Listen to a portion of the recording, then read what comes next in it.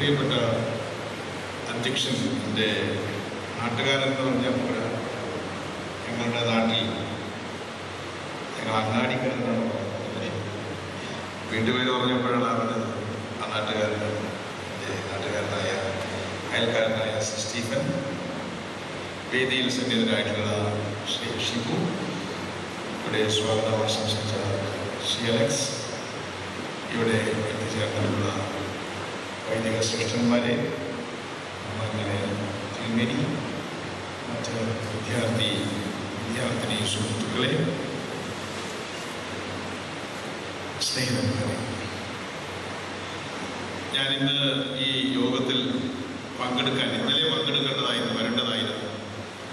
പക്ഷേ ഇന്നലെ തെരഞ്ഞെടുപ്പുമായി ബന്ധപ്പെട്ട് ഒഴിച്ചുകൂടാനാവാത്ത പരിപാടികളുള്ളതുകൊണ്ട് ഇന്നലെ വരില്ല എന്ന് ഞാൻ പറഞ്ഞു. പക്ഷെ ഇന്നലെ പറഞ്ഞാൽ മതിയായിരുന്നു. ഇന്നലെ നല്ലൊരു എക്സ്ക്യൂസ് ഉണ്ടായിരുന്നു, ഹർത്താലായിരുന്നു. അതുകൊണ്ട് ചില കാര്യങ്ങൾ നേരത്തെ പറയരുതെന്ന് പറയുന്നത്, അതല്ലെങ്കിൽ ഇന്ന് ഒഴിവാക്കാൻ പോയി. പക്ഷെ ഞാൻ വിധിയാതെ വരില്ല എന്ന് പറഞ്ഞിരുന്നതുകൊണ്ട് നിങ്ങളുടെ ഭാരവാഹികളും പ്രത്യേകിച്ച് എൻ്റെ സ്നേഹിതരും സഹപ്രവർത്തകനുമായിട്ട് ജയിക്കുമ്പോഴൊക്കെ അതികഠിനമായ നിർബന്ധം, സ്നേഹത്തിൽ അധിഷ്ഠിതമായ നിർബന്ധം ചെലുത്തിയതുകൊണ്ട് വരാതിരിക്കാൻ നിവൃത്തിയില്ലാതെ വന്നപ്പോഴാണ് എനിക്ക് വന്നില്ലായിരുന്നുവെങ്കിൽ വലിയൊരു നഷ്ടം എനിക്ക് സംഭവിക്കുമായിരുന്നു എന്നുള്ള സത്യം മനസ്സിലായത്. ഞാൻ മനസ്സിലാക്കുന്നുണ്ട്, നിങ്ങൾ ഇന്ത്യയുടെ വിവിധ ഭാഗത്തു നിന്ന്, ലോകത്തെ വിവിധ രാജ്യങ്ങളിൽ നിന്നൊക്കെ വരുന്ന കുട്ടികളാണ്.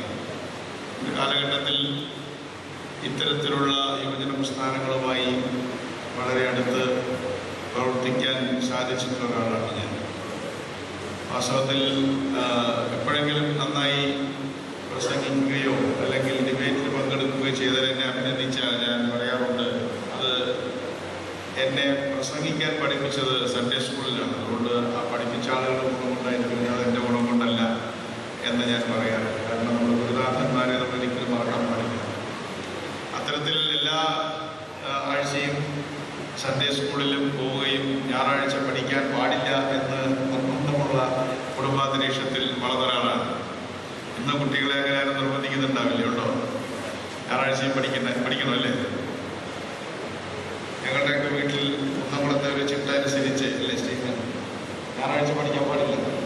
പിറ്റേ ദിവസം പരീക്ഷയാണെങ്കിലും ഞായറാഴ്ച വൈകിട്ട് 7 മണിക്ക് ശേഷം പഠിക്കാൻ പാടുള്ളൂ. ഭയങ്കര നിർബന്ധമുള്ളതാണ്.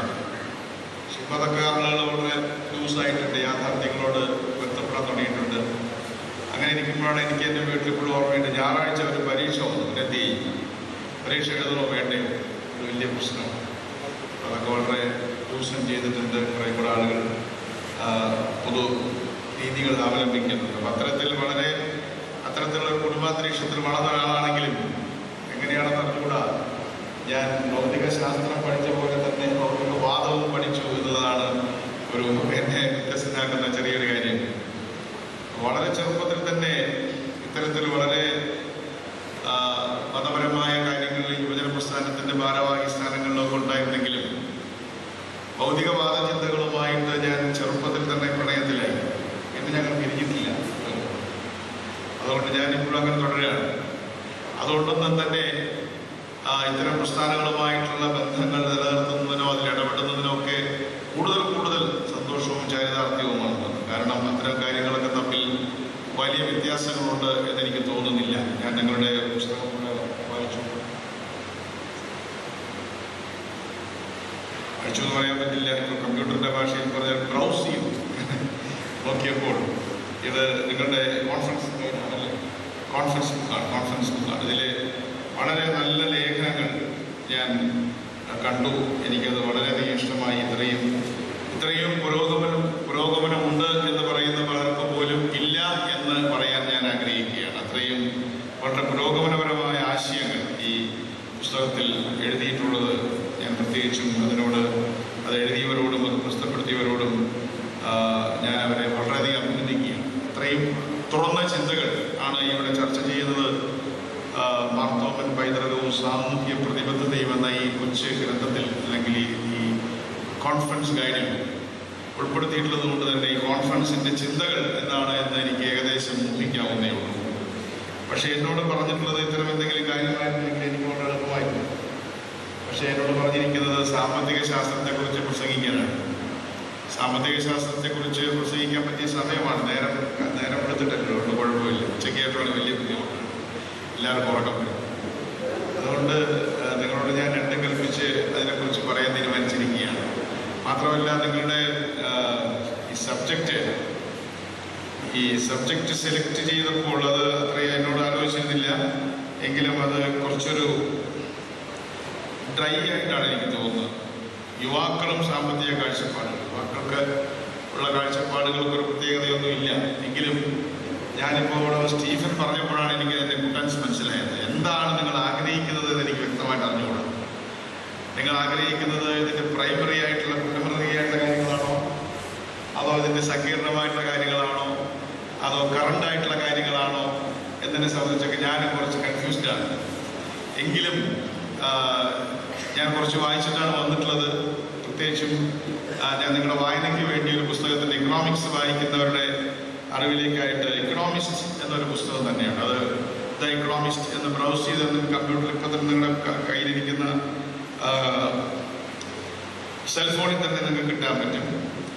ദ ഇക്കണോമിസ്റ്റ് 1843 ലണ്ടനിൽ നിന്ന് പ്രസിദ്ധപ്പെടുത്തുന്ന ഒരു ഇക്കണോമിക് ആയിട്ടുള്ള ഒരു ആർട്ടിക്കിളാണ്. economist.com എന്നുള്ളതോട് പ്രസിദ്ധമായിട്ടുള്ള ഒരു സൈറ്റാണ്. അപ്പോൾ ലോകത്തെ ഏറ്റവും പ്രധാനപ്പെട്ട എക്കണോമിക്സിൻ്റെ കാര്യങ്ങൾ ഏറ്റവും കുറഞ്ഞ വാക്കുകളിൽ എഴുതേണ്ടത് എങ്ങനെയാണെന്ന് കൂടെ ഈ പുസ്തകം വായിച്ചാൽ മനസ്സിലാവും. ഈ പുസ്തകത്തിൻ്റെ ഒരു ലേഖനവും ഒരു പേജിൽ കൂടാറില്ല. ഒരു പേജായാൽ ആ ലേഖനം അവസാനിച്ചിരിക്കും, രണ്ടാമത്തെ പേജിലേക്ക് നേടില്ല. ഏതാണ്ട് 600 വാക്കുകൾ 700 വാക്കുകൾ കൊണ്ട് വളരെ കൃത്യമായിട്ട് ലോകത്തെ ഏറ്റവും പ്രധാനപ്പെട്ട ആ ആഴ്ചയിലെ എല്ലാ ആഴ്ചയും ഇറങ്ങുന്നുണ്ട് ദ എക്കണോമിസ്റ്റ്. അപ്പോൾ economist.com നോക്കിയാൽ നിങ്ങൾക്ക് അതിൻ്റെ ഒരുപാട് കാര്യങ്ങൾ മനസ്സിലാക്കാൻ കഴിയും. അതുകൊണ്ട് ഇക്കണോമിസ്റ്റിൻ്റെ ഒരു 5 ലക്കം എൻ്റെ കയ്യിലുണ്ട്. അതിനെക്കുറിച്ച് ഞാൻ എൻ്റെ പ്രസംഗത്തിൻ്റെ രണ്ടാമത്തെ പോർഷനിൽ പറയാം. അതിനു മുമ്പായിട്ട് നേരത്തെ സ്റ്റീഫൻ പറഞ്ഞ ചെറിയ വാക്കുകളെന്ന് എനിക്ക് ഗ്യാദർ ചെയ്യാൻ പറ്റിയൊരു കാര്യം, എന്താണ് ഈ സംഗതി എന്നാണ് പറഞ്ഞത്. സ്റ്റീഫൻ കെമിസ്ട്രി പഠിപ്പിക്കുന്ന ആളാണ്. പക്ഷേ കെമിസ്ട്രി പഠിപ്പിക്കുന്ന ആൾക്കായാലും ഇംഗ്ലീഷ് പഠിപ്പിക്കുന്ന ആൾക്കായാലും ഇംഗ്ലീഷ് അറിയാമെങ്കിലും എക്കണോമിക്സ് വായിക്കുന്നതിന് ഒരുപാട് തടസ്സങ്ങളുണ്ട്, ഒരുപാട് കട്ടളപ്പടികളുള്ള ഒരു വീടാണ്, അവിടെയൊക്കെ തട്ടിപ്പിടുന്നു. അതുകൊണ്ട് ഞാൻ ആദ്യമായിട്ട് നിങ്ങളെ അത്തരം ടേംസുമായിട്ടൊന്ന് പരിചയപ്പെടുത്തിയതിന് ശേഷം നമുക്ക് കുറച്ച് കറണ്ടായിട്ടുള്ള കാര്യങ്ങളിലേക്ക്, കോംപ്ലക്സ് അല്ലാത്ത കാര്യങ്ങളിലേക്ക് കടന്നു പോകാം എന്നാണ് വിചാരിക്കുന്നത്. അപ്പം ആദ്യമായിട്ട് ഞാനത് പറഞ്ഞില്ലെങ്കിൽ നിങ്ങളുടെ തലയുടെ മുകളിൽ കൂടെ മാത്രമേ എനിക്ക് സംസാരിക്കാൻ കഴിയുള്ളൂ. അതുകൊണ്ട് എക്കണോമിക്സ് പഠിക്കാൻ റെഡിയായിട്ടിരിക്കുന്ന നിങ്ങളോട് ഞാൻ ആദ്യമായി തന്നെ 1-2 ചെറിയ കാര്യങ്ങൾ, എക്കണോമിക്സിൽ എപ്പോഴും പത്രത്തിൽ വരുന്ന ചില വിഷയങ്ങൾ, ചില എക്കണോമിക്സിൻ്റെ ചില സൂചകങ്ങളെ കുറിച്ച് ആദ്യമായിട്ട് പറയും. ഒന്നാമതായിട്ട് നമ്മൾ എക്കണോമിക്സ് വായിക്കാൻ ശ്രമിക്കുമ്പോൾ ആദ്യം മനസ്സിലാക്കേണ്ടത് ഇന്നത്തെ എക്കണോമിക്സിൻ്റെ, അല്ലെങ്കിൽ നമ്മൾ മാക്രോ എക്കണോമിക്സ് ഉണ്ട്, മൈക്രോ എക്കണോമിക്സ് ഉണ്ട്. മാക്രോ എന്ന് പറയുമ്പോൾ നമുക്ക് എല്ലാവർക്കും അറിയാമല്ലോ. മാക്രോ എക്കണോമിക്സ് എന്ന് പറയുന്നത് ഒരു രാജ്യത്തിൻ്റെ സാമ്പത്തികമായ വിശകലനങ്ങളിൽ ഊന്നി നിൽക്കുന്നതാണ്. വലിയ മാക്രോ എന്ന് പറയുമ്പോൾ ഒരു ബഹുതലത്തിൽ നിൽക്കുന്ന ഒരു വിഷയമാണ്. അതിൻ്റെ സൂക്ഷ്മതലത്തിലല്ല. സൂക്ഷ്മതലത്തിന് മൈക്രോ എക്കണോമിക്സ് എന്ന് പറയുന്നത് വ്യക്തികൾ തമ്മിലുള്ള ഇടപാടുകളിലും, അതുപോലെ നമ്മുടെ മാർക്കറ്റിനകത്ത് എങ്ങനെയാണ് ആളുകൾ ഇടപെടുന്നത്, എങ്ങനെയാണ് ആളുകൾ ഷെയർ വാങ്ങുന്നത്, എങ്ങനെയാണ് വിൽക്കുന്നത്, എങ്ങനെയാണ് നമ്മൾ ബിസിനസ്സിൽ ഇടപെടുന്നത്, എങ്ങനെയാണ് സാധനങ്ങൾ പർച്ചേസ് ചെയ്യുന്നത്, നമ്മുടെ കൊച്ചു കൊച്ചു കാര്യങ്ങളായിട്ട് നമ്മൾ വളരെ ലളിതമായിട്ട് പറയാം. കൃത്യമായിട്ട് എങ്ങനെയെല്ലാം പറയേണ്ടതെന്ന് എനിക്കറിയാം. അപ്പോൾ മൈക്രോ എക്കണോമിക്സും മാക്രോ എക്കണോമിക്സും, പക്ഷെ പലപ്പോഴും മാക്രോ എക്കണോമിക് ടേംസ് ആണ് നമ്മുടെ പത്രങ്ങളിലൊക്കെ എക്കണോമിക്സ് എന്ന രീതിയിൽ വരിക. ഇവിടെ എക്കണോമിക്സ് പഠിക്കുന്ന കുട്ടികൾ ധാരാളം ഉണ്ടാകുമെന്ന് എനിക്ക് വിചാരിക്കുന്നു. എക്കണോമിക്സ് BA പഠിക്കുന്ന എത്ര പേരുണ്ട് ഇതിനകത്ത്? എക്കണോമിക്സ് BA 2 ആളുകളുണ്ട്. എല്ലാവരും ബിടെക്കാണോ പഠിക്കുന്നത്? ബിടെക്കുകാർ എത്ര പേരുണ്ട്? ബിടെക് പഠിക്കുന്നവർ എത്രയെ കുറിച്ച് വരെ ഉള്ളൂ? അപ്പോൾ പ്ലസ് ടുക്കാരാണോ കൂടുതൽ? പ്ലസ് ടുക്കാർ എത്ര പേരുണ്ട്? പ്ലസ് ടുക്കാരാണ് കൂടുതൽ. മറ്റ് വിഷയങ്ങൾ പഠിക്കുന്നവരാണോ നിങ്ങളെല്ലാവരും? ബാക്കി ഫിസിക്സ്, കെമിസ്ട്രി തുടങ്ങിയ സയൻസ് പഠിക്കുന്നതിൽ വരുന്നുണ്ട്. എല്ലാം നെക്സ്റ്റ് ഗ്രൂപ്പാണ്. ശരി, ഓക്കെ. എന്തായാലും എനിക്ക് നിങ്ങളെ മനസ്സിലാക്കാൻ വേണ്ടിയിട്ടായിരുന്നു. എന്തായാലും ഞാൻ എല്ലാവർക്കും മനസ്സിലാക്കാൻ പറ്റുന്ന തരത്തിൽ ചെറുതായിട്ട് പറഞ്ഞു തുടങ്ങാം. നമ്മൾ സാധാരണ GDP എന്നൊരു വാക്ക് കേട്ടിട്ടുണ്ടോ അല്ലേ? അതെല്ലാവർക്കും അറിയാം. അപ്പോൾ എക്കണോമിക്സ് പഠിക്കാത്തവർക്കും അറിയാമോ GDPയെ പറ്റി? അപ്പോൾ ഗ്രോസ് ഡൊമസ്റ്റിക് പ്രോഡക്റ്റ് ആണ്. ഈ ഗ്രോസ് ഡൊമസ്റ്റിക് പ്രോഡക്റ്റ് എന്താണ് മനസ്സിലായി? എങ്ങനെയാണ് ഗ്രോസ് ഡൊമസ്റ്റിക് പ്രോഡക്റ്റ് കണക്ക് കൂട്ടുന്നത്? എങ്ങനെയാണ്? എല്ലാവർക്കും കൂടെ ഒരാൾക്കെന്ന് പറഞ്ഞേ, ഗ്രോസ് ഡൊമസ്റ്റിക് പ്രോഡക്റ്റ് എങ്ങനെയാണ് കണക്ക് കൂട്ടുന്നത്? അല്ലെങ്കിൽ ഗ്രോസ് ഡൊമസ്റ്റിക് പ്രോഡക്റ്റ് എങ്ങനെയാണ് എക്സ്പ്രസ് ചെയ്യുന്നത്? അത് രൂപയിലാണോ ശതമാനത്തിലാണോ എങ്ങനെയാണ് എക്സ്പ്രസ് ചെയ്യുന്നത്? പെർസെൻറ്റേജ് താരം പറഞ്ഞത് പെർസെൻറ്റേജിലല്ല, പെർസെൻറ്റേജ് ഓഫ് ഗ്രോത്ത് ആണ് GDP. എപ്പോഴും അതാണ് നിങ്ങൾക്ക് എപ്പോഴും സംശയം വരുന്നത്. GDPയുടെ പെർസെൻറ്റേജ് ഓഫ് ഗ്രോത്ത് ആണ് എപ്പോഴും പത്രങ്ങളിൽ വരുന്നത്. പക്ഷെ എന്താണ് GDP? പെർസെൻറ്റേജ് ഓഫ് ഗ്രോത്ത് അവിടെ നിൽക്കട്ടെ. GDP എന്ന് പറയുന്നത് വെറും പൈസയാണ്. എത്ര രൂപ ഒരു രാജ്യത്തിന് വരുമാനമുണ്ട് എന്നത് മാത്രമാണ് GDPയുടെ അർത്ഥം.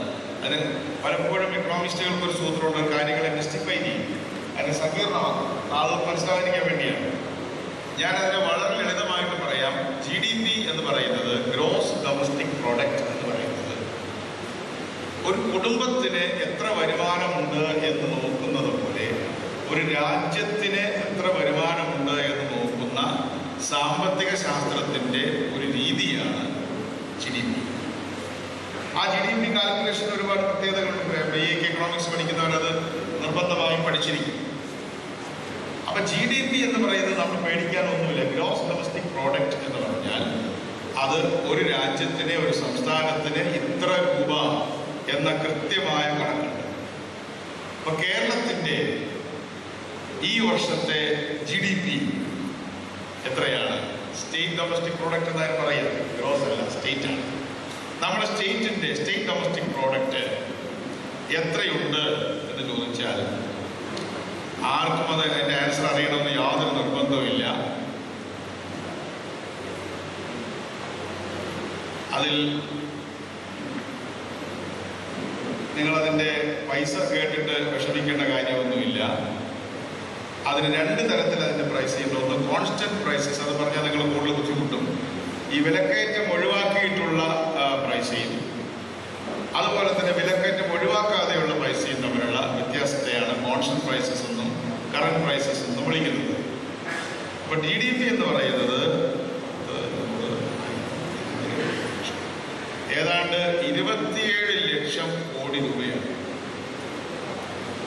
2,76,000 കോടി രൂപയാണ്. അപ്പൊ കേരളത്തിന്റെ വരുമാനം എത്രയാണ്? ലളിതമായിട്ട് പറഞ്ഞാൽ 2.25 ലക്ഷം കോടി രൂപ. ഒരു വർഷം കേരളത്തിന്റെ കറന്റ് പ്രൈസസിൽ കേരളത്തിന്റെ വരുമാനം എത്ര രൂപയുണ്ട്? 2,76,000, 2.25 ലക്ഷം കോടി രൂപ. ഇതാണ് കാര്യം. നിങ്ങൾക്ക് അറിയാമെങ്കിലോ? വളരെ സിമ്പിൾ ആയിട്ടുള്ള കാര്യമാണ്. അപ്പോൾ ഒരാൾക്ക് നേരത്തെ ഇവിടെ സ്വാഗത പ്രസംഗം പറഞ്ഞ കുട്ടികൾക്ക് ശമ്പളത്തിനെ കുറിച്ച്. ഇപ്പോൾ കുട്ടികളൊക്കെ ശമ്പളം ലക്ഷത്തിലാണ് പറയുന്നത്. ചില കമ്പനികളത് ലക്ഷം പറയുന്നത് മാസത്തിന്റെ ശമ്പളമല്ല, വർഷത്തിന്റെ ശമ്പളമാണെന്ന് എനിക്കറിയാം. എങ്കിൽ പോലും ഇപ്പോൾ കുട്ടികളോട് ശമ്പളം ചോദിച്ചാൽ അവർ 4 ലക്ഷം, 3 ലക്ഷം, 2 ലക്ഷം, 14 ലക്ഷം, 12 ലക്ഷം അങ്ങനെയാണ് പറയുന്നത്. ഒരു കുട്ടിക്ക് തന്നെ ഒരു 25 വയസ്സ് കല്യാണം കഴിക്കുന്ന പ്രായമാവുന്ന കുട്ടികൾക്ക് പോലും ഇന്ന് 14 ലക്ഷം, 15 ലക്ഷം രൂപ ഒരു വർഷം ശമ്പളം മേടിക്കുന്ന ആളുകൾക്ക് ഇതിനകത്ത് തന്നെ ഉണ്ടാവും. 14 ലക്ഷം, 15 ലക്ഷം രൂപ ശമ്പളം വാങ്ങിക്കുന്ന ചെറുപ്പക്കാർ ഇന്ന് ഈ ഇരിക്കുന്ന സദസ്സിൽ തന്നെ ഉണ്ടാകും എന്നാണ് ഞാൻ പ്രതീക്ഷിക്കുന്നത്. അപ്പോൾ അവരുടെ വരുമാനം 15 ലക്ഷം രൂപയാണ്. നമുക്ക് അവരവരുടെ വീട്ടിലേക്കൊന്ന്, അവരുടെ വീടൊന്ന് എടുത്തു നോക്കാം. നമ്മുടെ പത്തനംതിട്ട ജില്ലയിലെ പന്തളത്തുള്ള ഒരു കൊച്ചു ഭവനത്തെ കുറിച്ചാണ് ചിന്തിച്ചാൽ അവർക്ക് കൃഷിയിൽ നിന്ന് കുറച്ച് വരുമാനമുണ്ട്. അവർക്ക് 2 ഏക്കർ റബ്ബറുണ്ടെങ്കിൽ അവർക്ക് കൃഷിയിൽ നിന്ന് കുറച്ച് വരുമാനം ഉണ്ടാവും അല്ലേ? അവർക്ക് ചെറിയ ഒരു ഷോപ്പുണ്ട്, അവർക്കൊരു മെഡിക്കൽ ഷോപ്പുണ്ട്. അപ്പോൾ കച്ചവടത്തിന് കുറച്ച് വരുമാനമായി. അവർക്ക് ഈ റബ്ബർ ഷീറ്റൊക്കെ അടിക്കുന്നപ്പോൾ കിട്ടുന്ന കുറച്ച് ക്രെപ്പൊക്കെ ഉപയോഗിച്ചിട്ട് ഒരു ബലൂൺ ഫാക്ടറി നടത്തുന്നുണ്ട്. അപ്പോൾ ഇൻഡസ്ട്രിയിൽ നിന്ന് കുറച്ച് വരുമാനം. അങ്ങനെ ഇരിക്കുമ്പോഴാണ് അവർക്ക് ഗൾഫിൽ ഈ മകൻ ഇത്രയും വലിയ ജോലി കിട്ടിയത് അല്ലേ? അപ്പൊ എല്ലാം കൂടെ ചേർന്നിട്ടുള്ള വരുമാനത്തെയാണ് ഗ്രോസ് ഡൊമസ്റ്റിക് പ്രോഡക്റ്റ് എന്ന് പറയുന്നത്. ഈ ഗ്രോസ് ഡൊമസ്റ്റിക് പ്രോഡക്റ്റിനെ ഞാനിപ്പോൾ പറഞ്ഞപ്പോൾ തന്നെ നിങ്ങൾക്ക് മനസ്സിലായി കാണും, 3 അവാന്തര വിഭാഗങ്ങളുണ്ട്. ഒന്നാമത്തതിനെ നമ്മൾ വിളിക്കുന്നത് പ്രൈമറി സെക്ടർ എന്നാണ്. പ്രൈമറി സെക്ടർ എന്ന് പറഞ്ഞാൽ കൃഷിയാണ് പ്രധാനമായിട്ടും. മൈനിങ് അതിനകത്ത് പെടും. നമ്മുടെ കല്ല് പൊട്ടിക്കുന്നതും മണ്ണെടുക്കുന്നതൊക്കെ വാസ്തവത്തിൽ മൈനിങ് ആണ്. അതിൻ്റെ കണക്കൊന്നും കൃത്യമായിട്ട് പലപ്പോഴും വരാറില്ല. പ്രൈമറി സെക്ടർ എന്ന് പറയുന്നത് ഏറ്റവും കൂടുതൽ അഴിമതിയും ഏറ്റവും കൂടുതൽ നിയമവിരുദ്ധമായ പ്രവർത്തനങ്ങൾ ഇന്ത്യയിൽ നടക്കുന്നത് ഇപ്പോൾ മൈനിങ് സെക്ടറിലാണ്. നമ്മുടെ ബെല്ലാരി സഹോദരന്മാരൊക്കെ ആന്ധ്രയും കർണാടകത്തിൻ്റെയും അതിർത്തിയിൽ നടക്കുന്ന കൊടുകൊള്ളയെ കുറിച്ച് നമ്മൾ പേപ്പർ വായിച്ച് കാണും. അതിലേക്ക് ഞാനിപ്പോൾ കടന്നു പോകുന്നില്ല. അപ്പം മൈനിങ്ങും അഗ്രികൾച്ചറും കൂടെ ചേരുന്നതിനെയാണ് പ്രൈമറി സെക്ടർ എന്ന് വിളിക്കുന്നത്.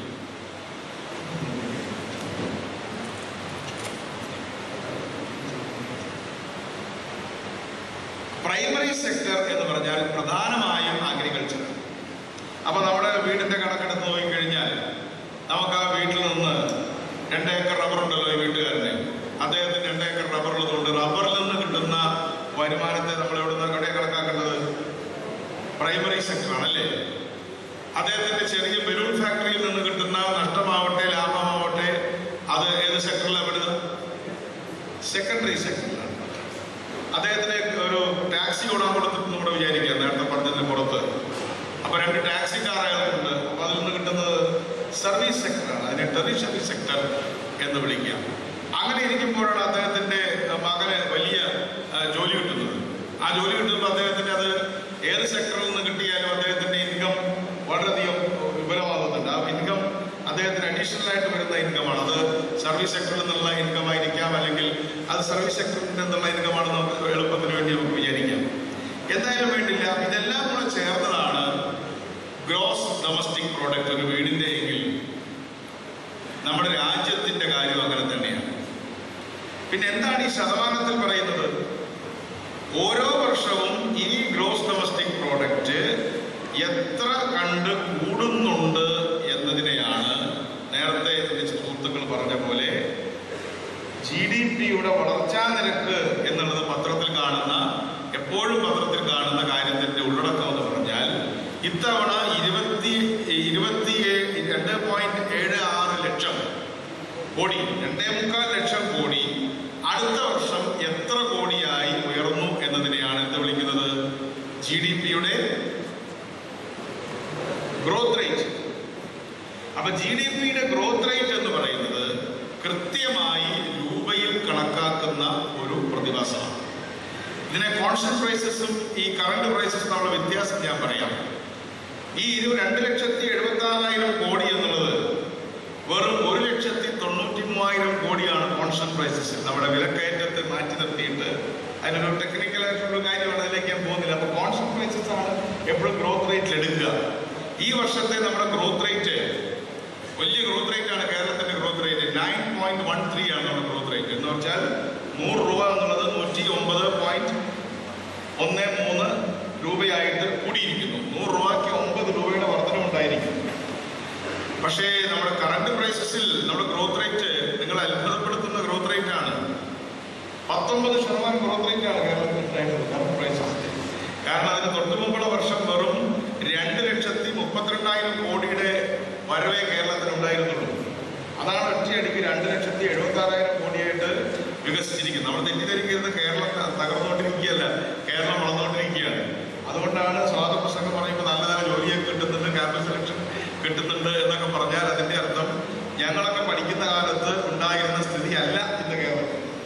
ഞങ്ങൾ പഠിക്കുന്ന കാലഘട്ടത്തിലെ സ്ഥിതി എന്ന് പറയുന്നത് കേരളത്തിന്റെ ഗ്രോത്ത് റേറ്റ് വെറും 1.5%, 2%.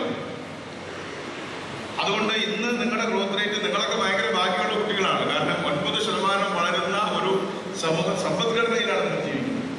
9% കണ്ട് വളരുന്ന സമ്പദ്ഘടന എന്തൊക്കെ മാറ്റങ്ങൾ ഉണ്ടാക്കുമെന്ന് ഒരു പിടിയില്ല. അതൊന്ന് പള്ളിയിൽ തന്നെ നോക്കിയാൽ നല്ല മാറ്റമുണ്ട്. ഇപ്പൊ എല്ലാ പള്ളിയിലും വലിയ കൊടിമരം വയ്ക്കുന്നുണ്ട്. അപ്പൊ ഞാൻ ഈ ഗ്രോത്ത് റേറ്റിനെ കുറിച്ച് ഓർക്കാറുണ്ട്.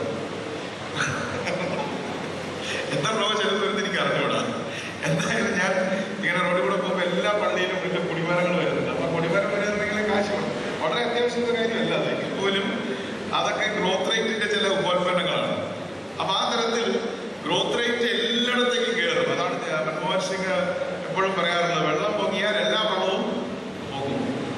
ഒരു കായലിലെ വെള്ളപ്പൊക്കമുണ്ടായാൽ വലിയ കപ്പലാണെങ്കിലും അല്ലെങ്കിൽ ബോട്ടാണെങ്കിലും ചെറിയ വഞ്ചിയാണെങ്കിലും ഒക്കെ ആ വള്ളത്തെ പിടിച്ചു പോകും എന്ന് പറഞ്ഞതുപോലെ ഗ്രോത്ത് റേറ്റ് വർദ്ധിക്കുമ്പോൾ ഏറ്റവും ചെറിയ വീട്ടിലേക്കും വലിയ വീട്ടിലേക്കും സാധാരണക്കാരുടെ വീട്ടിലേക്കും ഇടത്തരക്കാരുടെ വീട്ടിലേക്കും ഒക്കെ തന്നെ പുരോഗതി വരും.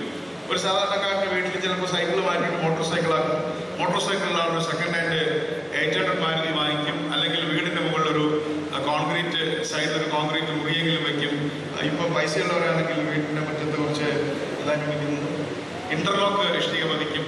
അങ്ങനെ നിങ്ങൾക്ക് എവിടെ നോക്കിയാലും ഈ വളർച്ചാ നിരക്കിന്റെ ലക്ഷണങ്ങൾ നമ്മുടെ പൊതുജീവിതത്തിൽ കാണാൻ പറ്റും, സാമൂഹിക ജീവിതത്തിൽ കാണാൻ പറ്റും. അതുപോലെ ഷർട്ട് 2 കൂടെ വാങ്ങിക്കും, സാരി കൂടുതൽ വാങ്ങിക്കും, അല്ലെങ്കിൽ ചുരിദാർ കൂടുതൽ വാങ്ങിക്കും. അങ്ങനെ എല്ലാ കാര്യത്തിലും ഗ്രോത്ത് റേറ്റ് വന്നു കഴിഞ്ഞാൽ വെള്ളം പൊങ്ങുമ്പോൾ വെള്ളം ഉയരുന്നത് പോലെ ഗ്രോത്ത് റേറ്റ് രാജ്യത്തിന്റെ സമ്പദ്ഘടന വളർന്നാൽ എല്ലാ സ്ഥലങ്ങളിലും അതിന്റെ റിഫ്ലക്ഷൻ, അതിന്റെ പ്രതിഫലനം കാണാൻ കഴിയുന്നത്. മതസ്ഥാപനങ്ങളിലായാലും പാർട്ടിയിലായാലും വലിയ വലിയ രാഷ്ട്രീയ പാർട്ടികളൊക്കെ ചാനലുകൾ തുടങ്ങുന്നു, അതുപോലെ തന്നെ വലിയ ഓഫീസ് കിട്ടുന്നു, കാറുകൾ വാങ്ങിക്കുന്നു. ഇതൊക്കെ ഗ്രോത്ത് റേറ്റിന്റെ പ്രൊഡക്റ്റ് ആണ്. അല്ലാതെ ഗ്രോത്ത് റേറ്റ് ഇല്ലെങ്കിൽ എല്ലാ പാർട്ടിക്കാരും വളരെ സമാധാനമായിട്ട് പിന്നെ ബസ്സിൽ യാത്ര ചെയ്യും. അവര് പാർട്ടി ഓഫീസിലൊക്കെ ചെറിയ 2 ബെഞ്ചൊക്കെ പിടിച്ചിടുകയൊക്കെ ചെയ്യും. ഞങ്ങളൊക്കെ അങ്ങനെ ഗ്രോത്ത് റേറ്റുള്ള കാലത്ത് ഞങ്ങളൊക്കെ പറയാറുണ്ട്, ഞങ്ങളൊക്കെ റോഡിൽ കിടന്നിട്ടുണ്ട്, അല്ലെങ്കിൽ ഞങ്ങൾ ബസ് സ്റ്റോപ്പിൽ കിടന്നിട്ടുണ്ട്, അല്ലെങ്കിൽ ബസ് സ്റ്റാൻഡിൽ കിടന്നിട്ടുണ്ട്. സത്യമാണ്, ഗ്രോത്ത് റേറ്റിൽ അതുകൊണ്ടാണ്. അതുകൊണ്ട് ഞങ്ങളുടെ വലിയ കേവന്മാരായതുകൊണ്ടൊന്നുമല്ല. അതുകൊണ്ട് ഇപ്പം നിങ്ങൾ കൂടുതൽ സൗകര്യങ്ങൾ ഉപയോഗിക്കുന്നുണ്ടെങ്കിൽ അതിന്റെ കാരണം നമ്മുടെ ഇക്കണോമിക് ഗ്രോത്ത് ആണ്.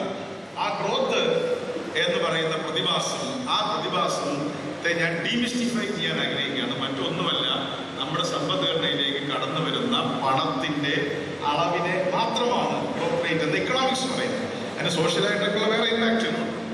ഇങ്ങനെ നോക്കുന്ന സമയത്ത് ഇത് സാമാന്യമായിട്ട് പഠിച്ചു കഴിഞ്ഞു. നിങ്ങൾ മനസ്സിലായില്ലേ? ഇതിൽ സംശയമൊന്നുമില്ലല്ലോ.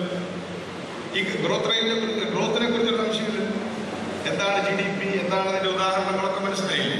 അപ്പൊ വളരെ സിമ്പിളാണ്. വീട്ടിൽ എന്ത് വരുമാനം ഉണ്ട് എന്ന് പറയുന്ന പോലെ ഒരു നാട്ടിൽ എന്ത് വരുമാനം ഉണ്ടെന്ന് പറയുന്നതിനാണ് GDP എന്ന് വിളിക്കുന്നത്. അതിന്റെ കണക്കൂട്ടിലൊക്കെ ഭയങ്കര തമാശകളാണ്. ആ തമാശകളെ പറഞ്ഞ് നമുക്ക് അടുത്ത വിഷയത്തിലേക്ക് പോകാം.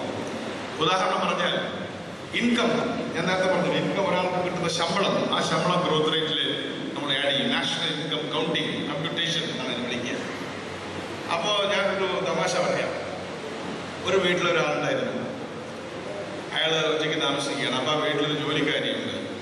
അപ്പോൾ ആ ജോലിക്കാരിയുടെ ശമ്പളം മാസം 3000 രൂപയാണ് ശമ്പളം. അപ്പോൾ ആ 3000 രൂപ ശമ്പളം എന്ന് പറയുന്നത് അവിടെ തുണി അലക്കുക, അതുപോലെ തന്നെ ഭക്ഷണം പാകം ചെയ്യുക, വീട് വൃത്തിയാക്കുക, മുറ്റമടിക്കുക തുടങ്ങിയിട്ടുള്ള കാര്യങ്ങൾക്കാണ് 3000 രൂപ ശമ്പളം വെച്ചത്. എന്തിനു പറഞ്ഞു? ഇയാൾ ഈ സ്ത്രീയുമായിട്ട് ഇപ്പം പ്രണയത്തിലാവും, ഇയാൾക്ക് ഭാര്യമൊന്നും ഇല്ലാത്തതുകൊണ്ട് അയാൾ ആ സ്ത്രീയെ വിവാഹം ചെയ്യും. ഉടനെ തന്നെ ഗ്രോത്ത് റേറ്റിൽ ഇൻകം കുറഞ്ഞു. കാരണം ഈ വീട്ടുജോലിക്കാരിയുടെ ശമ്പളം എന്താണ്? ഇൻകമായിരുന്നു അല്ലേ? ആ ഇൻകം ഗ്രോത്ത് റേറ്റിൽ ആഡ് ചെയ്യാറുണ്ട്. പക്ഷെ അയാളുടെ കയ്യിൽ ഇപ്പോഴും 3000 രൂപ ഉണ്ട്. പക്ഷെ അത് അയാൾ ഭാര്യയ്ക്ക് കൊടുക്കേണ്ട ആവശ്യമില്ല. അതുകൊണ്ട് ആ 3000 രൂപ ഇപ്പോൾ ഇൻകത്തിൽ വരുന്നില്ല, നാഷണൽ ഇൻകത്തിൽ വരുന്നില്ല. അപ്പൊ നാഷണൽ ഇൻകം കമ്പ്യൂട്ടേഷനെ കുറിച്ചുള്ള തമാശയാണ്. അപ്പൊ നാഷണൽ ഇൻകം കമ്പ്യൂട്ടേഷൻ പൂർണ്ണമായും ശരിയാണ് എന്ന് ആരും ധരിക്കേണ്ട. അതിനൊക്കെ ഒരുപാട് സങ്കീർണതകളുണ്ട്. പക്ഷേ അതൊരു താരതമ്യ പഠനമാണ്.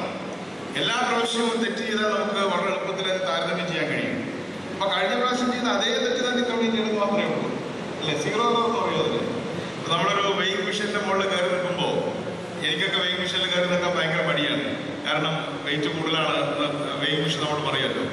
അപ്പൊ വെയിങ് മെഷീനിന്റെ ഒരു 5 കിലോയിലാണ് തുടങ്ങുന്നത്. 0യുടെ സ്ഥാനത്ത് 5ആണ്. അപ്പൊ 100 കിലോ ഉള്ള ആളെ 105 കിലോ ആയിട്ടാണ് കാണിക്കുക. പക്ഷെ എന്നും അത് കാണിക്കുന്നുണ്ട്, കുഴപ്പമില്ല. ഇല്ല, നിങ്ങൾ 110 ആകുമ്പോഴും നിങ്ങൾ 5 കിലോ കൂടി.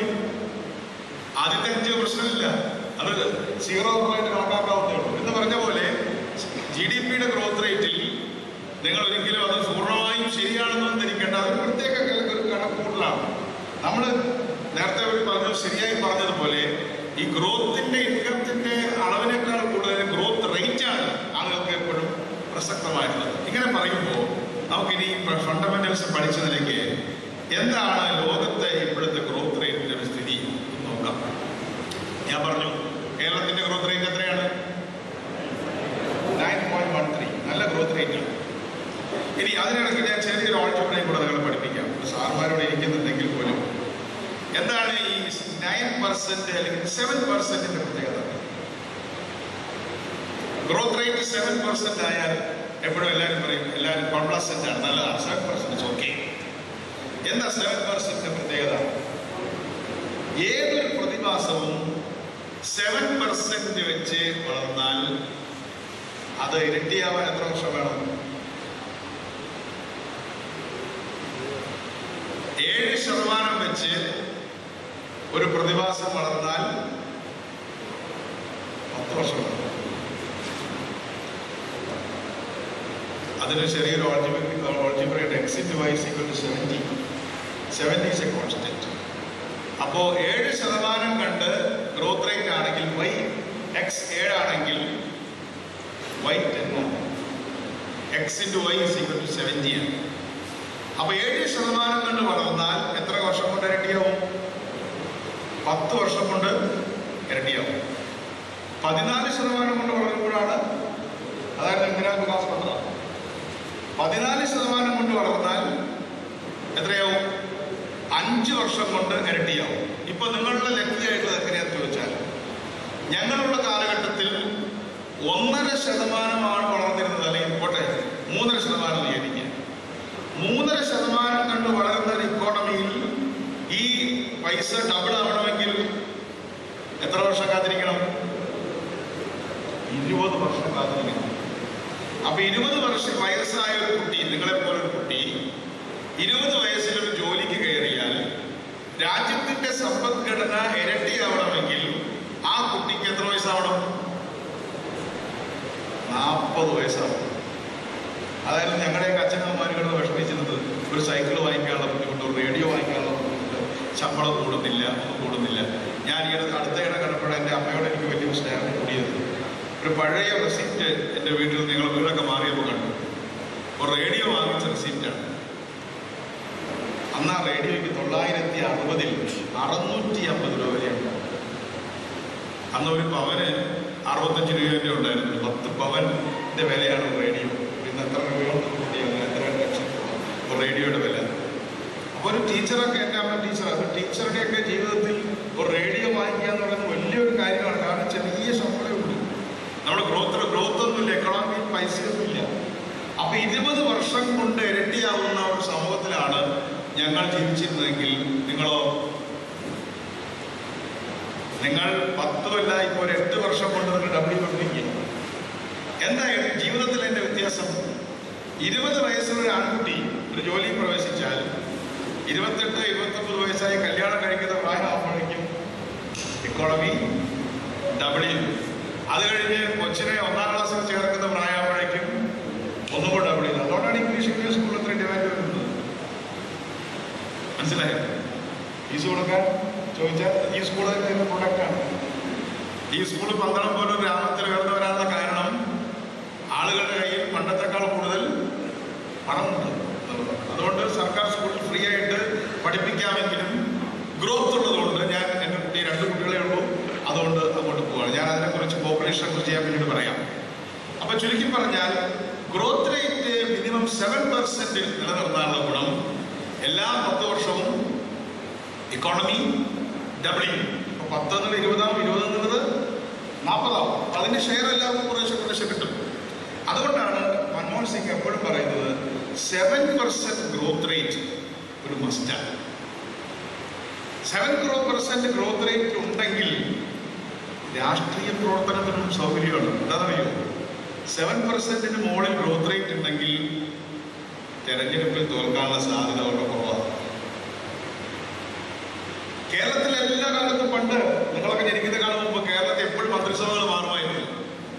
എന്താ കാരണം എന്നറിയോ? കേരള ഇക്കോണമി വളരെ മോശമായിരുന്നു.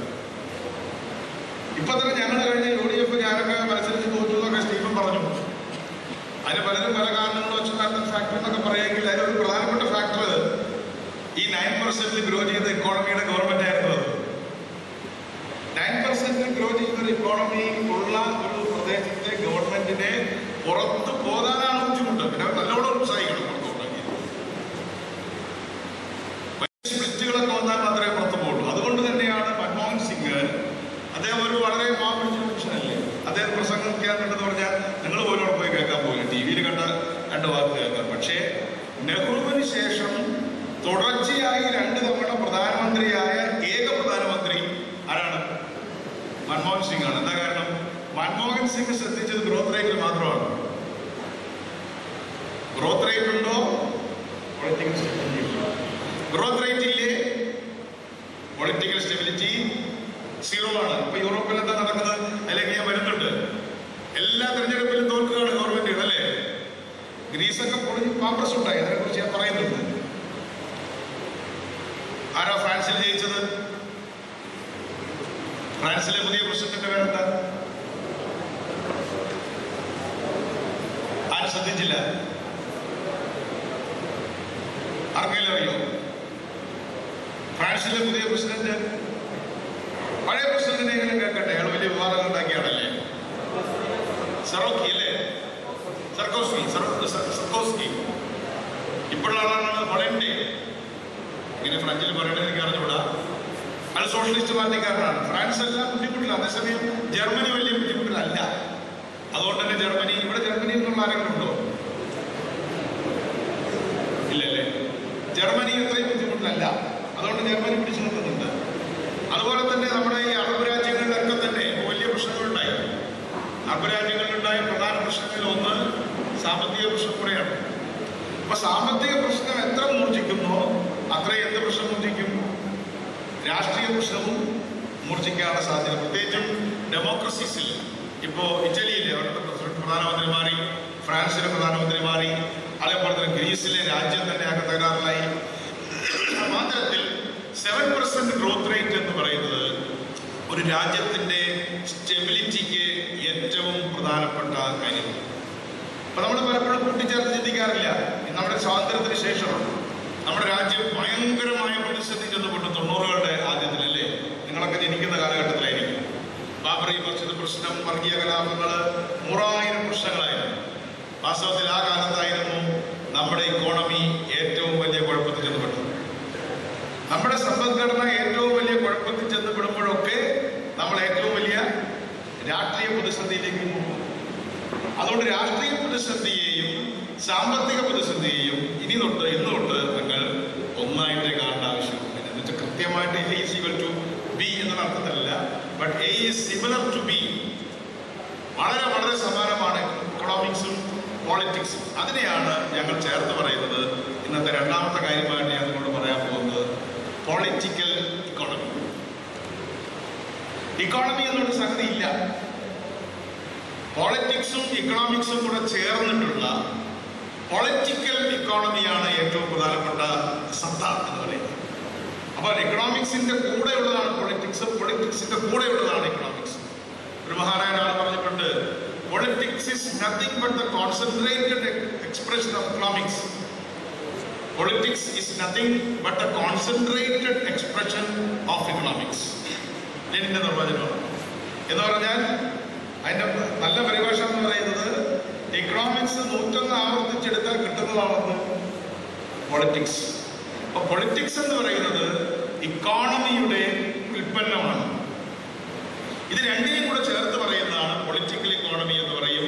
ഇനി അതിന്റെ കൂടെ നമ്മുടെ സൊസൈറ്റിയെ കുറിച്ച് നിങ്ങളുടെ ഈ പുസ്തകത്തിൽ ഞാൻ ബിഷപ്പ് തിരുമേനി വരുന്നേക്കാളും പറയുന്നത് വളരെ നല്ല ലേഖനങ്ങൾ, പ്രത്യേകിച്ച് ദളിത് ഇഷ്യൂവിനെ കുറിച്ചൊക്കെ വളരെ ഓപ്പണായിട്ട് ഇതിൽ എഴുതിയിട്ടുള്ളത് ഞാൻ അഭിനന്ദിക്കുകയായിരുന്നു. അപ്പൊ അത്തരത്തിലുള്ള ദളിത് പ്രശ്നങ്ങൾ, സാധാരണക്കാരുടെ പ്രശ്നങ്ങൾ, ഡിസ്പാരിറ്റിയുടെ പ്രശ്നങ്ങൾ, സമത്വത്തിന്റെ പ്രശ്നങ്ങൾ, മതങ്ങളുടെ പ്രശ്നങ്ങൾ, ഇതെല്ലാം കൂടെ ചേർന്ന് വരുന്ന മൂന്നാമത്തെ പേരാണ് ക്വാളിറ്റി. അതിൽ ഗവർണൻസ് ഉണ്ട്, ഭരണമുണ്ട്, നല്ല ഭരണമുണ്ട്, ചീത്ത ഭരണമുണ്ട്. അപ്പൊ അത് പൊളിറ്റിക്കൽ ഇക്കോണമിയുടെ ആകത്തുകയാണ് ക്വാളിറ്റി. അല്ലെങ്കിൽ നമ്മുടെ സമൂഹത്തെ ആകെ ബാധിക്കുന്നതാണ് ക്വാളിറ്റി. ക്വാളിറ്റിക്ക് മലയാളത്തിൽ പറയുന്നത് രാഷ്ട്രഗാത്രം എന്നാണ്. രാഷ്ട്രഗാത്രം, ഗാത്രം എന്ന് പറഞ്ഞ ശരീരം. രാഷ്ട്ര ശരീരം എന്ന് പറയുന്നത് ഏറ്റവും സങ്കീർണമായിട്ടൊരു സങ്കല്പമാണ്. എങ്കിലും ഇനി നമുക്ക് നമ്മുടെ വിശദാംശങ്ങളിലേക്ക് കടന്നു പോകാം. അപ്പൊ നമ്മൾ എന്തൊക്കെ കാര്യങ്ങൾ പഠിച്ചു? ഒന്ന്, ആദ്യത്തെ പഠിച്ചത് GDP. ആ GDP എന്താണ്? ഒരു തുകയാണല്ലേ, ഒരു എമൗണ്ട് ഓഫ് മണിയാണ്, വേറെ ഒന്നുമല്ല. It's nothing but an amount of money. 2, GDPക്ക് ഒരു ഗ്രോത്ത് റേറ്റ് ഉണ്ട്. ആ ഗ്രോത്ത് റേറ്റ് 7% ആണ് ഡിസൈറബിൾ ഗ്രോത്ത് റേറ്റ്. 7% ഗ്രോത്ത് ഉണ്ടെങ്കിൽ 10 കൊല്ലം കൊണ്ട് എക്കോണമിക്ക് ഡബിൾ ചെയ്യാൻ പറ്റും. ഇക്കോണമിയും പൊളിറ്റിക്സും വളരെയധികം ചേർന്ന് പോകുന്ന കാര്യമാണ്. ഇക്കണോമിക് സ്റ്റെബിലിറ്റി ഇല്ലെങ്കിൽ അതിൻ്റെ അർത്ഥം പൊളിറ്റിക്കൽ സ്റ്റെബിലിറ്റി ഉണ്ടാവില്ല എന്നുള്ളതാണ്. എത്ര മഹാനായ നേതാവ് ഭരിച്ചാലും ഇക്കണോമിക് സ്റ്റെബിലിറ്റി ഇല്ലെങ്കിൽ പൊളിറ്റിക്കൽ സ്റ്റെബിലിറ്റി ഉണ്ടാവാൻ പോകുന്നില്ല.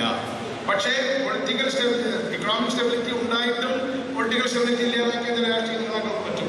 അത് അവരുടെ സാമർഥ്യമാണ്. പക്ഷേ എങ്കിൽ പോലും പൊളിറ്റിക്കൽ സ്റ്റെബിലിറ്റി ഉണ്ടാകണമെങ്കിൽ ഏറ്റവും അടിസ്ഥാനപരമായി വേണ്ടത് ഇക്കണോമിക് സ്റ്റെബിലിറ്റിയാണ്. അപ്പോൾ ഇത്രയും കാര്യങ്ങൾ നമ്മൾ മനസ്സിലാക്കി കഴിഞ്ഞതിന് ശേഷം നമുക്ക് ലോക രംഗത്തേക്ക് ഒതുക്കെ ഒന്ന് കയറി നോക്കാം. എന്താണ് ഇപ്പോഴത്തെ ഗ്ലോബൽ ഇക്കോണമി എങ്ങനെ നിൽക്കുന്നു നോക്കാം. ലോക ഇക്കോണമി ശബ്ദം ഭയങ്കര ശരിയാണ്. ഇപ്പൊ കേൾക്കുന്നുണ്ടോ? കേൾക്കാം അവിടെയൊക്കെ.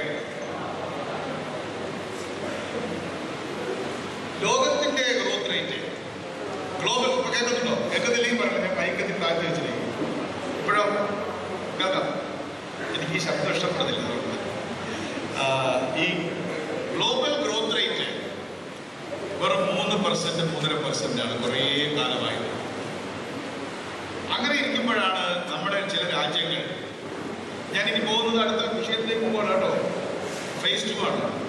ഫേസ് 2 എന്ന് പറയുന്നത് ലോകത്ത് ഇപ്പോൾ നടക്കുന്ന എക്കണോമിക് ഗ്രോത്തിനെ കുറിച്ചുള്ള ഒരു ചെറിയൊരു സർവേയാണ്. എന്താണ് ഇപ്പോൾ ഗ്ലോബൽ ഇക്കണോമിക് സിനാരിയോ എന്നാണുള്ളത്? Global growth rate of GDP എന്ന് പറയുന്നത് കേവലം എത്ര പെർസെന്റാണ്? ഒരു 3%, 3.5%, 2.5% അവിടെ നിൽക്കുകയാണ്. എന്ന് വെച്ചാൽ ഗ്ലോബൽ ഇക്കോണമി ഞങ്ങളൊക്കെ ചെറിയ കുട്ടികളായിരുന്ന പോലെ തന്നെ മൊത്തത്തിൽ നോക്കിയാൽ 20 വർഷം കഴിയുമ്പോൾ മാത്രമാണ് ഡബിൾ ചെയ്യുന്നത്. അങ്ങനെ ഇരിക്കുമ്പോഴാണ് 2008 കാലഘട്ടത്തിൽ ഒരു വലിയ ക്രൈസിസ് ലോകത്ത് വന്നത്. നിങ്ങളെല്ലാം പത്രങ്ങളിൽ വായിച്ചു കാണല്ലേ? ഇക്കണോമിക് ക്രൈസിസ്, ഗ്ലോബൽ മെൽറ്റ്ഡൗൺ എന്നൊക്കെ പറഞ്ഞിട്ടുള്ള വലിയ ക്രൈസിസ് ഉണ്ടായി. ആ ക്രൈസിസിന്റെ തുടക്കം ഉണ്ടായത് ചില വലിയ കമ്പനികൾ, വലിയ ബാങ്കുകൾ പൊളിഞ്ഞു വീണതിന്റെ ഭാഗമായിട്ട്. ഏതാ ബാങ്കിന്റെ പേര് ആർക്കെങ്കിലും അറിയാമോ? ലീമൻ ബ്രദേഴ്സ് എന്ന് പറയുന്ന ബാങ്ക് അതിദയനീയമായിട്ട് പൊളിഞ്ഞുപോയി. അപ്പൊ ചില ആൾക്കാർ പറയും അത് സ്വകാര്യ ബാങ്ക് ആയതുകൊണ്ട് പൊളിഞ്ഞതാണ് എന്ന് പറയുമെങ്കിൽ ഇംഗ്ലണ്ടിലെ bank of Scotland, bank of England പോലത്തെ പ്രസിദ്ധമായിട്ടുള്ള ബാങ്കാണ്. ആ ബാങ്ക് ബാങ്ക്രപ്റ്റായി. ഐസ്ലാൻഡ് എന്ന് പറയുന്ന ഒരു രാജ്യമുണ്ട്, നമ്മുടെ ഇംഗ്ലണ്ടിന് തൊട്ട് മുകളിൽ കിടക്കുന്ന ഒരു കുഞ്ഞു രാജ്യമാണ്. ആ രാജ്യത്തിന് എന്ത് പറ്റി? ആ രാജ്യം പാപ്പരായി. നമ്മൾ വ്യക്തികൾ പാപ്പരാകുന്നത് കേട്ടിട്ടുണ്ട്. ആ രാജ്യം തന്നെ പാപ്പരായി. അങ്ങനെ അമേരിക്ക എന്ന് പറയുന്ന രാജ്യത്തെ ആർക്കും പേടിക്കേണ്ട കാര്യമില്ല, എല്ലാവരും അമേരിക്കയെ പേടിച്ചാൽ മതി എന്ന് പറഞ്ഞ് നടക്കുന്ന ലോകത്ത് അമേരിക്കൻ ബാങ്കുകൾ ചീട്ടുകൊട്ടാരം പോലെ വീണു. ഒബാമ എന്ന് പറയുന്ന, അന്ന് ഒബാമ വലിയ, ഞാൻ പറഞ്ഞില്ലേ, വലിയ രാഷ്ട്രീയത്തിൽ വലിയ മിടുക്കനായിട്ട് നിൽക്കുന്ന ഒരാളായിരുന്നു ഒബാമ പതറി. എന്താ ചെയ്യേണ്ടത് അറിഞ്ഞൂടാ. അമേരിക്കൻ സമ്പദ്ഘടനയാകെ പതറി, ബ്രിട്ടീഷ് സമ്പദ്ഘടനയാകെ പതറി, യൂറോപ്യൻ സമ്പദ്ഘടനയാകെ പതറി. ആ പതർച്ചയിൽ നിന്ന് ഇപ്പോഴും ലോകം ഇനിയും വീണ്ടെടുക്കപ്പെട്ടിട്ടില്ല എന്നാണ് യാഥാർത്ഥ്യം. എന്താണ് ഈ പതർച്ചയുടെ മൂലമായിട്ടുള്ള കാരണം? ഞാൻ അതിന്റെ ഞാൻ നേരത്തെ പറഞ്ഞ പൊളിറ്റിക്കൽ ഇക്കോണമി എന്ന വിഷയത്തിലേക്ക് കിടക്കുകയാണ്. അത്യാവശ്യം ആൾക്കാർക്ക് ഉറക്കം വരുന്നുണ്ടെന്ന് എനിക്ക് തോന്നുന്നു. അടുത്തിരിക്കുന്ന ആൾക്കാരെ ഉറങ്ങുന്നവരെ നിങ്ങൾ വിളിച്ചുണർത്തണം കേട്ടോ. എങ്ങനെയാണ് പൊളിറ്റിക്കൽ ഇക്കോണമി, അതിന്റെ പൊളിറ്റിക്കൽ ഇക്കോണമി എന്താണ് എന്നാണ് ഞാനിപ്പോൾ പറയാൻ ശ്രമിക്കുന്നത്. അത് പറയുമ്പോൾ ഞാൻ കുറച്ച് ചരിത്രത്തിലേക്ക് പോവാണ്. ഏറ്റവും അവസാനത്തെ ഇക്കണോമിസ്റ്റ്, അല്ലെങ്കിൽ ഏപ്രിൽ 23-ാം തീയതി ഇക്കണോമിസ്റ്റ് പുറത്തിറക്കിയ ചട്ടയാണ് തേർഡ് ഇൻഡസ്ട്രിയൽ റവല്യൂഷൻ. അത് ഏറ്റവും പുതിയൊരു ചിന്തയാണ്. 2-3 ചിന്തകളെ നമുക്ക് പരിചയപ്പെടുത്താൻ വേണ്ടി മാത്രമാണ് ഞാൻ ഇവിടെ വന്നത്. അതിനുവേണ്ടി അതൊക്കെ വായിച്ചത്. തേർഡ് ഇൻഡസ്ട്രിയൽ റവല്യൂഷൻ എന്ന് പറയുമ്പോൾ നിങ്ങൾക്ക് എത്ര പേർക്കറിയാം ആദ്യത്തെ ഇൻഡസ്ട്രിയൽ റവല്യൂഷൻ ഏതാണ്? ഫസ്റ്റ് ഇൻഡസ്ട്രിയൽ റവല്യൂഷൻ ഇംഗ്ലണ്ടിൽ നടന്ന വ്യവസായ വിപ്ലവത്തെ കുറിച്ച് എല്ലാവർക്കും അറിഞ്ഞു. സ്കൂളിൽ പഠിക്കുന്ന കുട്ടികൾക്ക് പോലും ഇൻഡസ്ട്രിയൽ റവല്യൂഷനെ കുറിച്ച് അറിയാം. 18-ാം നൂറ്റാണ്ടിൽ നടന്ന ഇംഗ്ലീഷ് റവല്യൂഷൻ അല്ലെങ്കിൽ ഇൻഡസ്ട്രിയൽ റവല്യൂഷൻ. ആ ഇൻഡസ്ട്രിയൽ റവല്യൂഷനിൽ എന്താ സംഭവിച്ചത്? ആ ഇൻഡസ്ട്രിയൽ റവല്യൂഷനിലാണ് യന്ത്രങ്ങൾ കൊണ്ട് തുണി ഉണ്ടാക്കാനായിട്ട് തുടങ്ങിയത്, യന്ത്രങ്ങൾ കൊണ്ട് മറ്റ് യന്ത്രങ്ങൾ ഉണ്ടാക്കാൻ തുടങ്ങിയത്, യാന്ത്രികമായിട്ടുള്ള ഉൽപ്പാദനം തുടങ്ങിയത്. ആ ഫാക്ടറി ഉൽപ്പാദനത്തിന്റെ അല്ലെങ്കിൽ ആ സമ്പദ്ഘടനയുടെ പ്രൊഡക്റ്റായിട്ട് നമ്മുടെ കേരളത്തിലെ ഉദാഹരണത്തിന് നിങ്ങളുടെ പുസ്തകത്തിൽ ഞാൻ വായിച്ചു, ഇവിടെ ഉണ്ടായിരുന്ന മിഷണറി പ്രവർത്തനം പോലും വാസ്തവത്തിൽ ഓർത്തഡോക്സ് സഭയുടെയൊക്കെ ചരിത്രത്തിലേക്ക് പോലും ലണ്ടൻ മിഷൻ സൊസൈറ്റിയുടെയും മെക്കോളെ ഗ്രൂപ്പിന്റെയും കാനൽ മെൻട്രോയുടെയും ഒക്കെ കരങ്ങൾ കടന്നു വരുന്നതൊക്കെ തന്നെ ഇൻഡസ്ട്രിയൽ റവല്യൂഷന്റെ റിലീജിയസ് ഔട്ട്പുട്ടുകളായിരുന്നു. പ്രൊട്ടസ്റ്റാന്റിസത്തിന് തന്നെ വാസ്തവത്തിൽ ഇൻഡസ്ട്രിയൽ റവല്യൂഷനുമായിട്ട് അടുത്ത ബന്ധമുണ്ടായിരുന്നു. നിങ്ങൾക്ക് വായിക്കാൻ പുസ്തകം കിട്ടാൻ ബുദ്ധിമുട്ടാണെങ്കിലും തിരുമേനിയെ കൂടെ ഇരിക്കുന്നതുകൊണ്ട് തന്നെ അവർക്കൊക്കെ വളരെയധികം അറിവുള്ള കാര്യങ്ങളായിരിക്കും. മാക്സ് വെബർ എന്ന് പറയുന്ന ഒരു ഓഥറുണ്ട്, സോഷ്യോളജിയിലെ ഏറ്റവും പ്രധാനപ്പെട്ട ആളാണ്. അദ്ദേഹം പറഞ്ഞു, Protestantism is the essence of capitalism, spirit of capitalism എന്ന് പറയുന്നത് പ്രൊട്ടസ്റ്റാന്റിസമാണ്. ആ പ്രൊട്ടസ്റ്റാന്റിസത്തിന്റെ വരവിന് തന്നെ ഇൻഡസ്ട്രിയൽ റവല്യൂഷനുമായിട്ട് ബന്ധമുണ്ടായിരുന്നു. ബൈബിളിന്റെ ട്രാൻസ്ലേഷൻ ഇംഗ്ലണ്ടിൽ നടക്കുന്നതിന്റെ വിവാദങ്ങളൊക്കെ നിങ്ങൾ നിങ്ങളുടെ സൺഡേ സ്കൂളിലൊക്കെ ചിലപ്പോൾ പഠിച്ചു കാണും. എനിക്ക് അറിഞ്ഞുകൂടാ നിങ്ങളുടെ പാഠപുസ്തകത്തെ കുറിച്ച്. അപ്പൊ അത്തരത്തിൽ ഇൻഡസ്ട്രിയൽ റവല്യൂഷൻ മതങ്ങളിലടക്കം വലിയ പരിവർത്തനം വരുത്തി. ആളുകൾ കൃഷിസ്ഥലങ്ങളിൽ നിന്ന് ഫാക്ടറികളിലേക്ക് വന്ന്, ഗ്രാമങ്ങളിൽ നിന്ന് പട്ടണങ്ങളിലേക്ക് വന്ന് വ്യവസായ അധിഷ്ഠിതമായിട്ട് ലോകമുണ്ടായി. ആ ലോകത്തിന്റെ നേതൃസ്ഥാനം ആർക്കായിരുന്നു? ഏത് രാജ്യത്തിനായിരുന്നു? ഇംഗ്ലണ്ടിനായി. ആ നേതൃസ്ഥാനം കയ്യിൽ വെച്ചുകൊണ്ടാണ് അവർ ഇന്ത്യയെ കീഴടക്കിയത്. അവർ ചൈനയിൽ പോയി കച്ചവടം ചെയ്തത്. ലോകത്തിന്റെ മൂന്നിൽ രണ്ട് ഭാഗത്തും ഈ കോളനി രാജ്യങ്ങൾ അവരുടെ അധികാരം സ്ഥാപിച്ചത് ഈ വ്യവസായ വിപ്ലവത്തിന്റെ രാഷ്ട്രീയ പ്രതിഫലനമായി. ഞാൻ പറഞ്ഞല്ലോ, രാഷ്ട്രീയവും സമ്പദ്ഘടനയും. അപ്പൊ യൂറോപ്പിലെ വ്യാവസായിക സമ്പദ്ഘടനയുടെ ഉൽപ്പന്നമായിരുന്നു കൊളോണിയൽ രാഷ്ട്രീയം. ആ കോളനി രാഷ്ട്രീയത്തിന്റെ ഭാഗമായിട്ടാണ് ഇന്ത്യയെ കോളനിവൽക്കരിച്ചത്. 19ാം നൂറ്റാണ്ടിലാണല്ലോ ഇന്ത്യയെ കോളനിയാക്കിയത്. 1757 1757 പൂർണ്ണമായും ഇന്ത്യ ബ്രിട്ടന്റെ കീഴിലായി. അപ്പോൾ ബ്രിട്ടീഷ് ഇൻഡസ്ട്രിയൽ റവല്യൂഷന്റെ പുഷ്കലകാലമാണ്. 1857 നമ്മൾ പരാജയപ്പെടാനുള്ള കാരണം നമുക്ക് ഇൻഡസ്ട്രി ഇല്ല, അവർക്ക് ഇൻഡസ്ട്രി ഉണ്ട്. അവരുടെ സമ്പദ്ഘടന നമ്മുടെ സമ്പദ്ഘടനയെക്കാളും ശക്തമായിരുന്നു.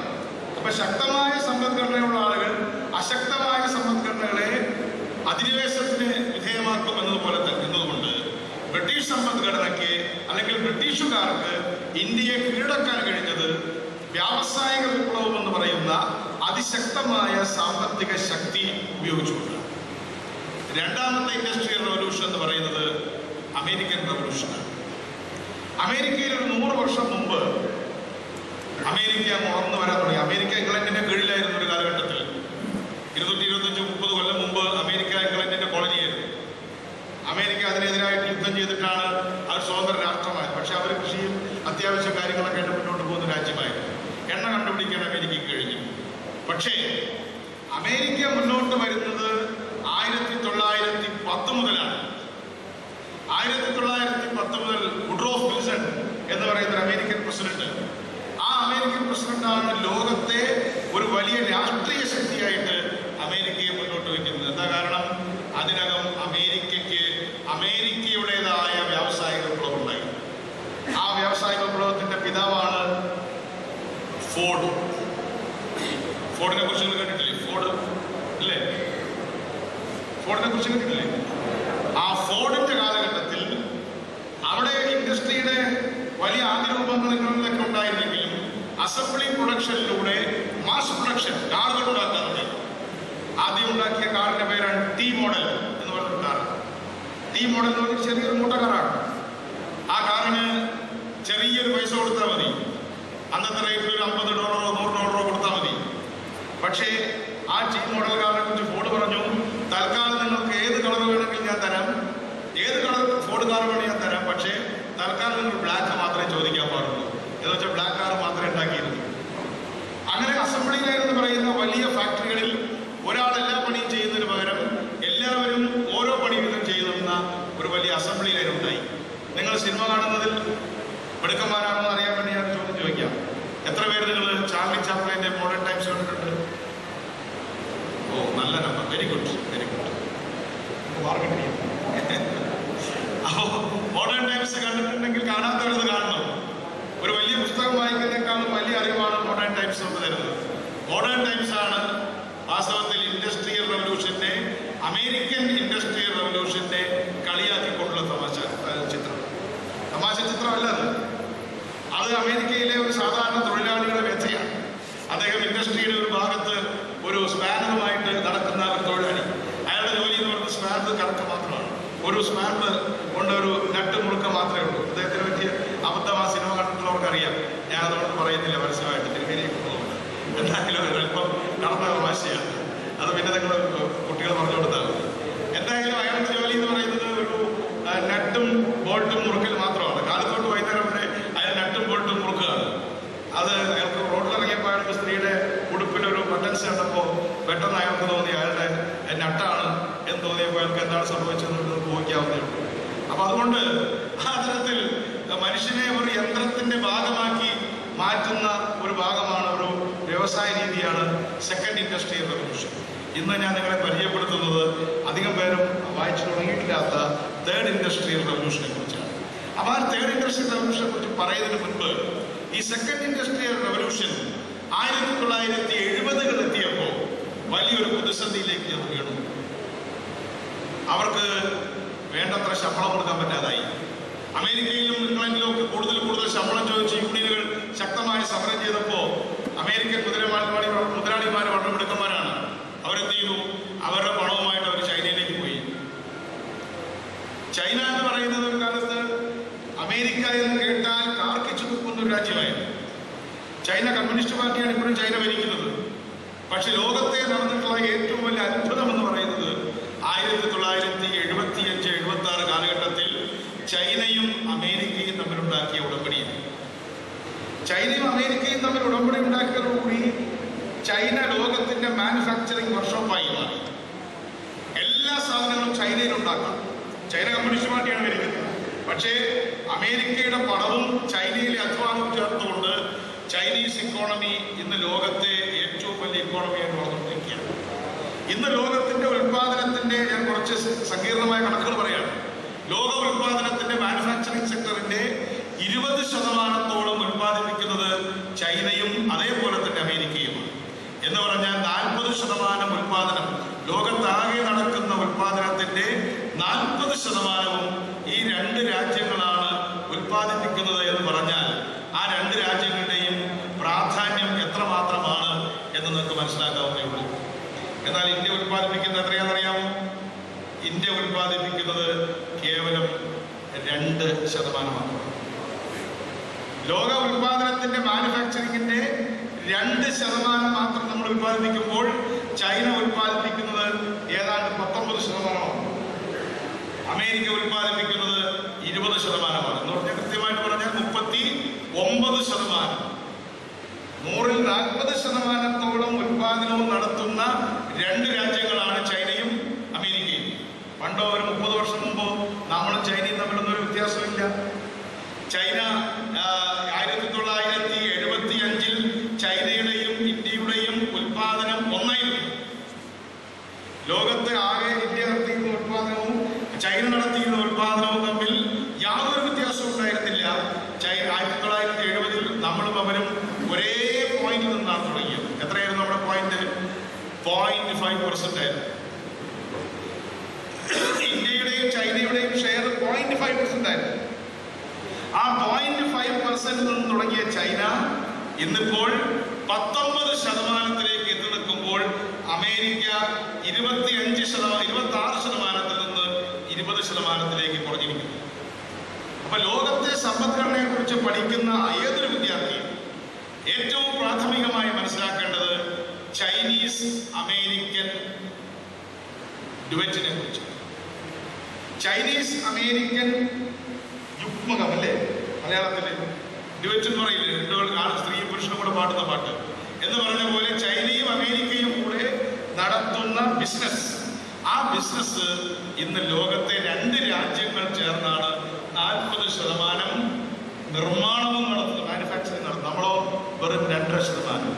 ചൈനയുടെ വളർച്ചാ നിരക്ക് ഇപ്പോഴും 7%-8%-ത്തിലുണ്ട്. അവർ 12-13-14% വരെ വളർന്നിരുന്നു. അപ്പൊ ചൈന കഴിഞ്ഞ 30 കൊല്ലമായിട്ട് ചൈനയുടെ സമ്പദ്ഘടന നിരന്തരമായിട്ട് 12% കൊണ്ട് വളർന്നതിന്റെ ഫലമായിട്ടാണ് ഇന്ന് അവർ ലോകത്തെ മാനുഫാക്ചറിങ്ങിന്റെ 20%-ലേക്ക് എത്തി നിൽക്കുന്നത്. അമേരിക്ക താഴോട്ട് പോകുന്നു, ജപ്പാൻ താഴോട്ട് പോകുന്നു. ജപ്പാൻ ഏതാണ്ട്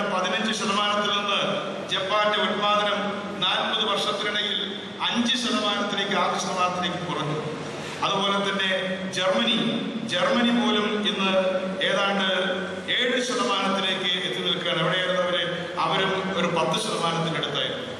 അപ്പൊ ലോകത്ത് 1970 മുൻപ്, രണ്ടാം ലോക മഹായുദ്ധത്തിന് ശേഷം ലോകത്തെ 2 അത്ഭുത രാജ്യങ്ങൾ ജപ്പാനും ജർമ്മനിയുമായിരുന്നെങ്കിൽ ജപ്പാനും ജർമ്മനിയും 1970 മുതൽ 2010 വരെയുള്ള 40 വർഷക്കാലത്തിനിടയിൽ അവരുടെ ഉൽപാദന രംഗത്ത് പുറകോട്ട് പോയി എങ്കിൽ ചൈന ഒരു വലിയ റോക്കറ്റ് പോലെ കുതിച്ച് ഏതാണ്ട് 19%, 20%-ലേക്ക് നിൽക്കുക.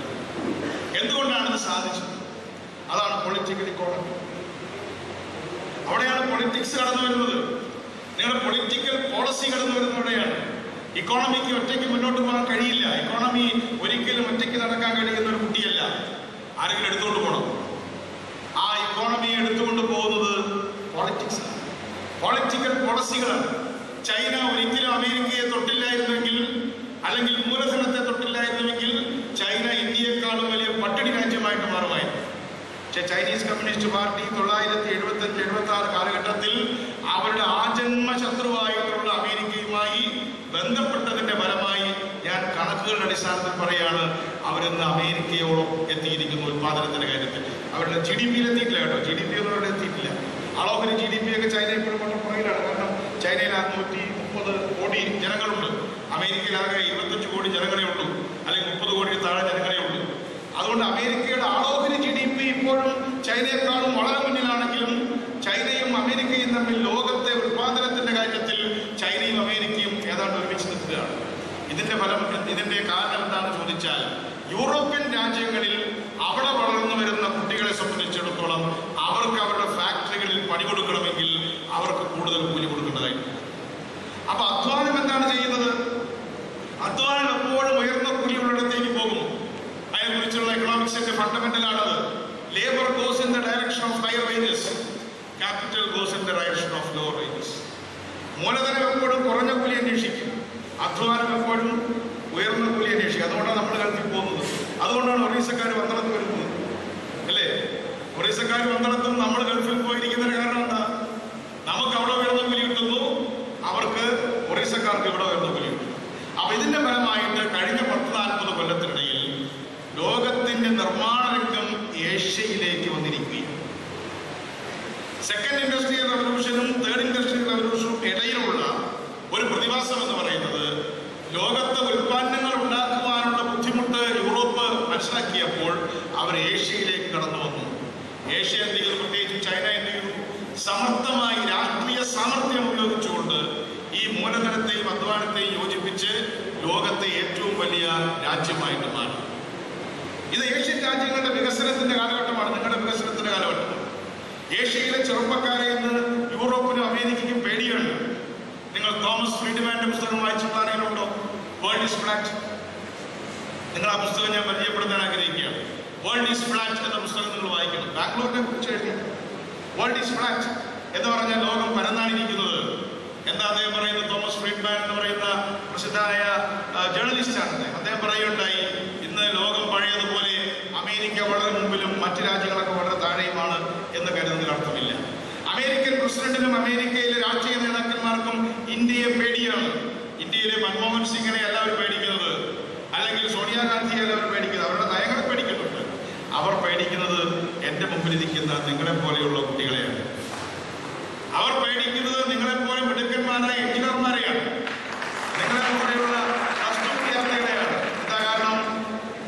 അവരുടെ ജോലി തട്ടിയെടുക്കാനുള്ള കഴിവ്, അമേരിക്കയിലുള്ള ചെറുപ്പക്കാരന്റെ ജോലി, അവന്റെ ജോലി തട്ടിയെടുക്കാനുള്ള സാമർഥ്യം ഇരിക്കുന്നത് ഈ ഹാളിൽ ഇരിക്കുന്ന ചെറുപ്പക്കാർ.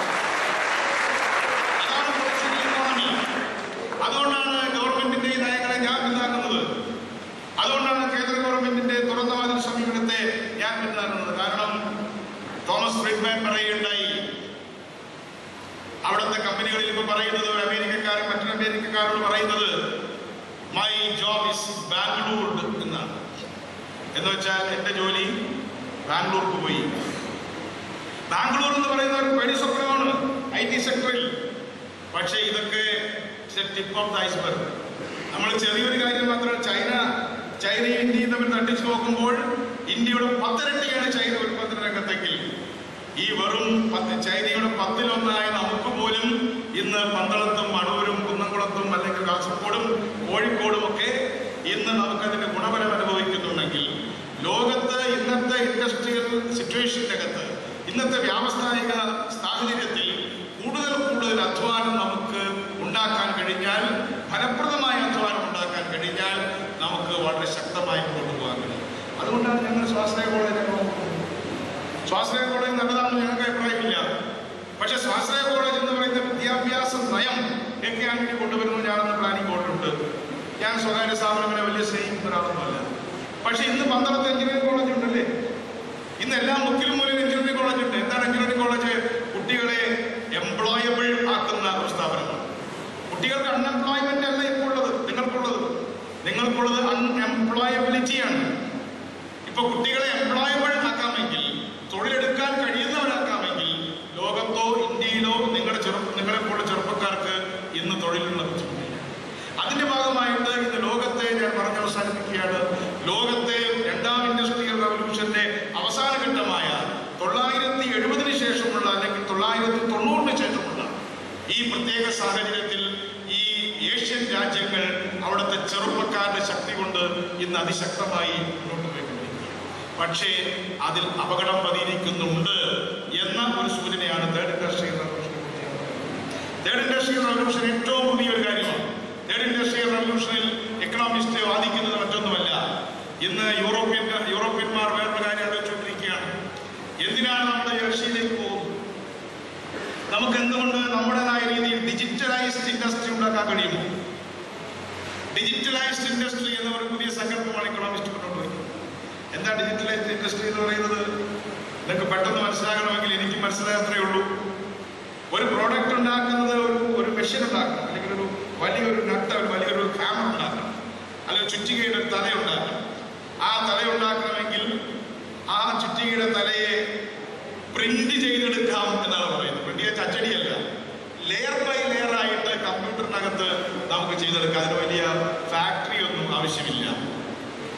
നിങ്ങൾ ഉൽപ്പന്നങ്ങളുടെ ഭാഗത്ത് കേന്ദ്രീകരിച്ച് കമ്പ്യൂട്ടറൈസ് ചെയ്ത് കഴിഞ്ഞാൽ കമ്പ്യൂട്ടറിനോട് നിങ്ങൾ സംസാരിക്കുമെങ്കിൽ, ഈ ചിത്രം നിങ്ങൾക്ക് എത്ര പേർക്ക് അവിടെ ഇരുന്നാൽ കാണാൻ പറ്റുമെന്ന് എനിക്ക് അറിഞ്ഞുകൂടാ.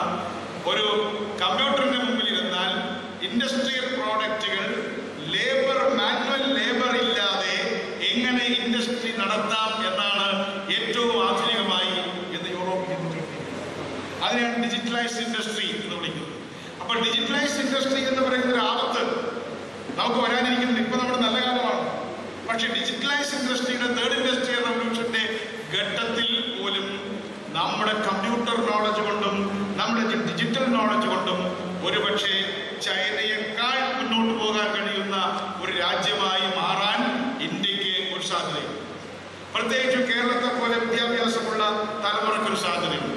അതിന് നിങ്ങൾ മനസ്സിലാക്കേണ്ടത്, നിങ്ങൾ മാത്തമാറ്റിക്സ് നന്നായി പഠിച്ചോളൂ. നമ്മുടെ മാത്തമാറ്റിക്സിന്റെ പാരമ്പര്യമാണ് നമ്മുടെ ശക്തി. ഇന്ത്യയുടെ മാത്തമാറ്റിക്കൽ പാരമ്പര്യം വളരെ വലുതാണ്. അതുകൊണ്ട് മാത്തമാറ്റിക്കൽ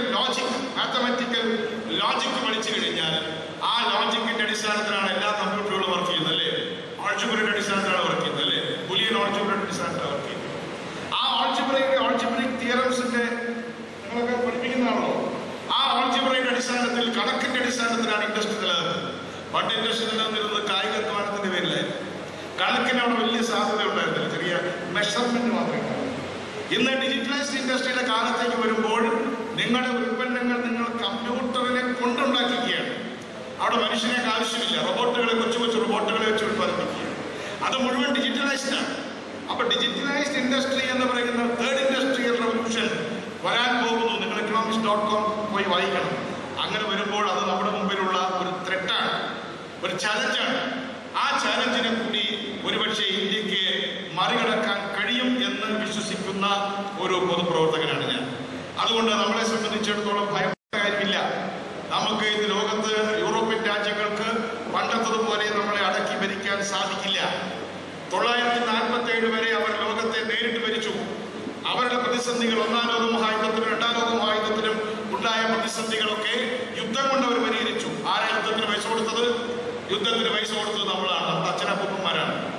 നമ്മുടെ തേങ്ങയുടെ വില ഏറ്റവും കുറഞ്ഞു. പണ്ട് പറയാറുണ്ട് ഞങ്ങളുടെ നാട്ടിൽ 1000 നാളികേരത്തിന് 3 രൂപ കാലമുണ്ടായിരുന്നു 1935-36 കാലഘട്ടത്തിൽ.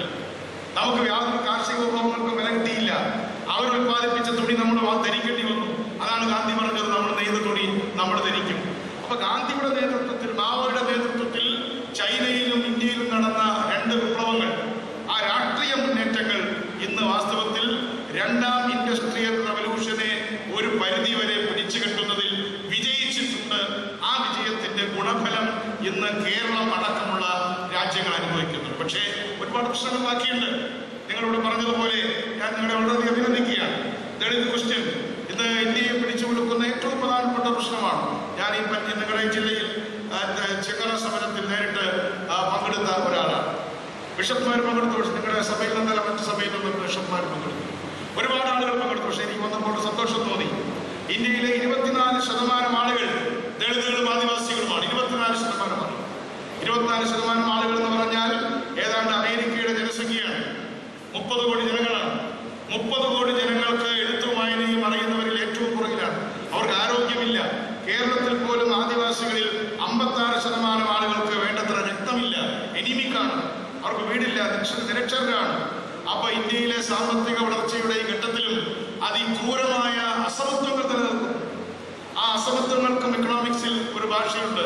അതിനെ വിളിക്കുന്നത് ഗിനി കോയിഫിഷ്യന്റ് എന്നാണ്. എത്ര പെർസെന്റ് അസമത്വമുണ്ട് എന്ന് അളക്കാൻ ഇക്കണോമിക്സിന് ടൂൾസ് ഉണ്ട്. അതിനെയാണ് ഗിനി കോയിഫിഷ്യന്റ് എന്ന് പറയുന്നത്. ആ 0 ആണ് ഗിനി കോയിഫിഷ്യന്റ് എങ്കിൽ എല്ലാവരും തുല്യരാണ്. 100 ആണെങ്കിൽ ഏറ്റവും വലിയ അസമത്വത്തിലാണ്. നമ്മൾ നിൽക്കുന്നത് 0.46, 0.45 കൊടുക്കുന്ന സ്ഥലങ്ങളിലാണ്. ജപ്പാൻ കുറച്ച് പിന്നോട്ടാണെങ്കിലും ജപ്പാനിൽ ലോകത്തെ ഏറ്റവും കുറച്ച് അസമത്വമേ ഉള്ളൂ. അപ്പൊ വളർച്ച ഉണ്ടാവണം, അസമത്വം കുറയും. GDP മാത്രം ഉണ്ടായാൽ പോരാ, ആ GDPയുടെ ഷെയർ എല്ലാവർക്കും കിട്ടണം. GDP ഗ്രോത്ത് റേറ്റ് ചൈനയിൽ കൂടുതലാണെങ്കിലും അത് 0.45% ചൈനയിലും അസമത്വം നിലനിൽക്കുന്നുണ്ട്. പക്ഷേ അസമത്വം ഏറ്റവും കുറയ്ക്കാൻ കഴിഞ്ഞ രാജ്യം ജപ്പാൻ എന്ന രാജ്യമാണ്. അവരുടെ ഗിനി കോയിഫിഷ്യന്റ് 0.2 ആണ്, അല്ലെങ്കിൽ 22% മാത്രം. അപ്പൊ ഇതെല്ലാം കാണിക്കുന്നത് നമ്മുടെ സമ്പദ്ഘടനയുടെ വളർച്ച ഏറ്റവും പ്രധാനപ്പെട്ട കാര്യമാണ്. പക്ഷേ സമ്പദ്ഘടന വളരുമ്പോൾ ആ സമ്പദ്ഘടനയുടെ കീഴിൽ ജീവിക്കുന്ന മുഴുവൻ ആളുകൾക്കും സമത്വസുന്ദരമായ ഒരു ജീവിതം ഉണ്ടാകേണ്ടത് നമ്മുടെ രാഷ്ട്രീയ ഗാത്രത്തിന്റെ, നമ്മുടെ ക്വാളിറ്റിയുടെ കടമയാണ്. അവിടെ മതങ്ങൾക്ക് ഒരു വലിയ പങ്ക് വഹിക്കാനുണ്ട്. മതങ്ങൾക്ക് അവരുടെ തത്വശാസ്ത്രം മുന്നോട്ട് വയ്ക്കാനുണ്ട്. തിയോളജിക്ക് അവരുടേതായിട്ടുള്ള പങ്ക് വഹിക്കാനുണ്ട്. ഞാൻ ഈ പുസ്തകത്തിൽ ഒരു പ്രോഗ്രസീവ് തിയോളജി കാണുന്നുണ്ട് എന്നതുകൊണ്ട് തന്നെ ഞാൻ ഈ സംഘാടകരെ ശക്തമായ രീതിയിൽ അഭിനന്ദിക്കാൻ ആഗ്രഹിക്കുകയാണ്. ഒരു പ്രോഗ്രസീവ് തിയോളജി ഓർത്തഡോക്സ് സഭയുടെ യോജന പ്രസ്ഥാനം മുന്നോട്ട് വയ്ക്കുന്നു. ഞാൻ ഇന്നാണ് വാസ്തവത്തിൽ ഞാൻ മനസ്സിലാക്കിയിട്ടില്ലേ. അതുകൊണ്ട് അത്തരത്തിലുള്ള ഒരു പ്രോഗ്രസീവ് തിയോളജി, നിങ്ങൾ തിയോളജിയുടെ കൂടെയാണോ അല്ലയോ എന്ന ചോദ്യത്തിന് യാതൊരു പ്രസക്തിയുമില്ല. നിങ്ങൾ തിയോളജിക്കലായിട്ടാണോ ചിന്തിക്കുന്നത്, അതോ എത്തിസ്റ്റ് ആയിട്ടാണോ ചിന്തിക്കുന്നത് എന്ന് ചോദിക്കുന്നതിന് വലിയ പ്രസക്തിയില്ല. നിങ്ങൾ പ്രോഗ്രസീവായി ചിന്തിക്കുന്നുണ്ടോ? നിങ്ങൾ എല്ലാവർക്കും ഗ്രോത്ത് ഉണ്ടാവണമെന്ന് ആഗ്രഹിക്കുന്നുണ്ടോ? രാജ്യത്തിന് വളർച്ച ഉണ്ടാവണമെന്ന് ആഗ്രഹിക്കുന്നുണ്ടോ? എല്ലാവർക്കും തുല്യത ഉണ്ടാവണമെന്ന് ആഗ്രഹിക്കുന്നുണ്ടോ? എല്ലാവർക്കും ആരാധിക്കാനുള്ള സ്വാതന്ത്ര്യം ഉണ്ടാകണം എന്ന് വിശ്വസിക്കുന്നുണ്ടോ? അതാണ് ഏറ്റവും പ്രധാനപ്പെട്ട കാര്യം. അതുകൊണ്ട് ജനാധിപത്യത്തിന്റെ മൂല്യങ്ങൾ, ആ ജനാധിപത്യത്തിന്റെ മൂല്യങ്ങളും തുല്യതയുടെ മൂല്യങ്ങളുമുള്ള ഒരു നല്ല സമ്പദ്ഘടന, ആ സമ്പദ്ഘടന കെട്ടിപ്പടുക്കുവാനുള്ള പ്രയാണത്തിലാണ് ഇന്ത്യ മുന്നോട്ട് പോയിക്കൊണ്ടിരിക്കുന്നത്. ഒരുപാട് മുന്നോട്ട് പോയെങ്കിലും ഇനിയും ഒരുപാട് മുന്നോട്ട് പോകാനുണ്ട്. എവിടെയും നമ്മൾ എത്തിയിട്ടില്ല. പക്ഷെ എവിടെയും എത്തിയിട്ടില്ലെങ്കിലും നല്ലൊരു തുടക്കം നമ്മൾ നടത്തിയിട്ടുണ്ട്. ആ തുടക്കത്തിന്റെ ഗുണഫലം അനുഭവിക്കുന്ന ആദ്യ തലമുറയാണ് എന്റെ മുമ്പിലിരിക്കുന്നത്. നിങ്ങൾ ജനിക്കുന്ന സമയത്ത് തന്നെ നിങ്ങൾ നല്ല കാലത്തേക്കാണ് ജനിച്ചത്. നല്ല കാലത്തേക്ക് ജനിച്ച കുട്ടികളാണ് എന്റെ മുമ്പിലിരിക്കുന്നത്. അതുകൊണ്ട് നിങ്ങളുടെ ചുമതലയും അതുപോലെ വളരെ വലുതാണ്. നിങ്ങളുടെ ചുമതല ഞങ്ങളെക്കാൾ വലിയ ചുമതലയാണ്. നല്ല കാലത്തേക്ക് പിറന്നു വീണ നിങ്ങളുടെ കുട്ടികളുണ്ടായി നിങ്ങളുടെ കുട്ടികളെ വളർത്തുന്ന കാലഘട്ടമാകുമ്പോഴേക്കും അസമത്വമില്ലാത്തൊരു കേരളം നിങ്ങളുടെ വിഭാവനം ചെയ്യും. അസമത്വമില്ലാത്ത കേരളം സമ്പന്നമായ കേരളം. സമ്പന്നതയില്ലാതെ അസമത്വം കൊണ്ട് കാര്യമില്ല, സമത്വം കൊണ്ട് കാര്യമില്ല. എല്ലാം പട്ടിണി പങ്കുവെച്ചുകൊണ്ട് കാര്യമില്ല. എല്ലാവരും നന്നായി ഭക്ഷണം കഴിക്കുകയും എല്ലാവരും നന്നായി വസ്ത്രം ധരിക്കുകയും എല്ലാവരും അവരുടെ വിശ്വാസങ്ങൾ അനുസരിച്ച് ജീവിക്കുകയും ഒരു വിശ്വാസമില്ലാത്ത അവരുടെ വഴിക്ക് ജീവിക്കുകയും ആരെയും കൊല്ലാതിരിക്കുകയും ചെയ്യുന്ന ഒരു നല്ല കാലത്തെ കുറിച്ചാണ് എന്റെ വിശ്വാസങ്ങൾക്കുമാവട്ടെ, എന്റെ വിശ്വാസങ്ങൾ വിശ്വാസരാഹിത്യവുമെന്നാവട്ടെ. ആ വിശ്വാസങ്ങൾ എന്റെ വിശ്വാസമില്ലാത്തവനെ, എന്റെ കൂടെ നിൽക്കാത്തവനെ ഞാൻ കൊന്നുകളയും എന്ന് പറയുന്നത് ഏറ്റവും ക്രൂരമായ അസമത്വത്തിന്റെ സിദ്ധാന്തമാണ് എന്നുകൂടെ പറയാൻ ഞാൻ ആഗ്രഹിക്കുകയാണ്. എന്തായാലും എൻ്റെ ഈ എക്കണോമിക്സിനെ സംബന്ധിച്ച മുഷിഞ്ഞ പ്രസംഗം നിങ്ങളെല്ലാവരും കേട്ടിരുന്നത് എനിക്ക് അത്ഭുതം തോന്നുന്നുണ്ട്. എന്തായാലും എനിക്ക് പോകാൻ സമയമായി. ഞാൻ എൻ്റെ കയ്യിൽ വാച്ചില്ലാത്തതുകൊണ്ട് എത്ര സമയമായി അറിഞ്ഞില്ല. ഒരുപാട് സമയം ഞാൻ കവർന്നെടുത്തു. എന്തായാലും എന്നെ ഈ മഹത്തായ സമ്മേളനത്തിലേക്ക് ക്ഷണിച്ചത് തീർച്ചയായിട്ടും എനിക്ക് ഒരു അവാർഡ് തന്നതിന് തുല്യമായി ഞാൻ കണക്കാക്കുകയാണ്. നിങ്ങളെ അഭിസംബോധന ചെയ്യാൻ എനിക്ക് അവസരമായി നൽകിയ ഹോളി കോർപ്പസ് തിരുമേനിക്കും ഇതിന്റെ സംഘാടകർക്കും ഒരിക്കൽ കൂടി നന്ദി പ്രകാശിപ്പിച്ചുകൊണ്ട് എൻ്റെ വാക്കുകൾ ചുരുക്കുന്നു. നന്ദി, നമസ്കാരം. അതുപോലെ തന്നെ ഞാൻ ബാബ തിരുമേനിയുടെ നാടാണ് അദ്ദേഹം വരുന്നത്. അദ്ദേഹം എന്നോട് കാണിക്കുന്ന സ്നേഹവായ്പകൾ കാണുമ്പോൾ ഞാൻ പലപ്പോഴും വളരെ ചെറുതാവാറുണ്ട്. കാരണം ഇത്രയും വലിയൊരു മനുഷ്യൻ, ഇത്രയും മഹാനായ ഒരു മനുഷ്യൻ എന്തിനാണ് എന്നെ പോലെ ഇത്രയും എളിയവനായ ഒരു രാഷ്ട്രീയ പ്രവർത്തനോട് ഇത്രയും സ്നേഹം കാണിക്കുന്ന കണ്ടിട്ട് ഞാൻ അദ്ദേഹത്തിന്റെ സ്നേഹപ്രകടനങ്ങൾക്ക് മുമ്പിൽ പലപ്പോഴും ചൂളിപ്പോവാറുണ്ട്. അദ്ദേഹത്തോടുള്ള നന്ദിയും രേഖപ്പെടുത്തിക്കൊണ്ട് ഞാൻ വാക്കുകൾ ചുരുക്കുന്നു.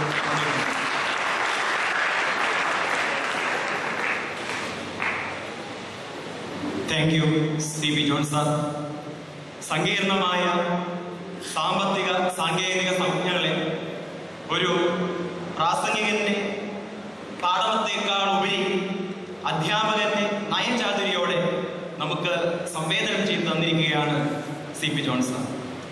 എത്ര ബൃഹത്തായ പദങ്ങളും സന്ദേശവുമാണ് ഈ ചുരുങ്ങിയ സമയം കൊണ്ട് വളരെ അനായാസമായി ഏറ്റവും ഹൃദ്യമായി നമുക്ക് പകർന്നു നൽകിയിരിക്കുന്നത്.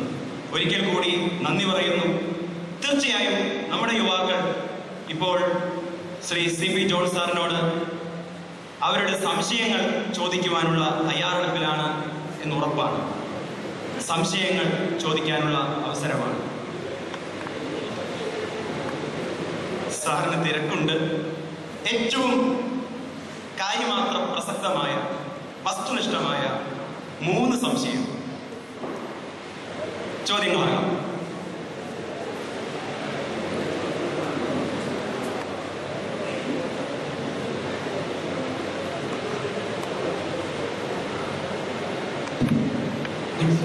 Good morning sir. സാറിനെ പരിചയപ്പെടാനും സാറിൻ്റെ പ്രസന്റ് കേൾക്കാനും സാധിച്ചതിൽ വളരെ സന്തോഷമുണ്ട്. സർ, അങ്ങ് പറഞ്ഞല്ലോ കേരളത്തിൻ്റെ growth rate 9.13 current growth rate 19%.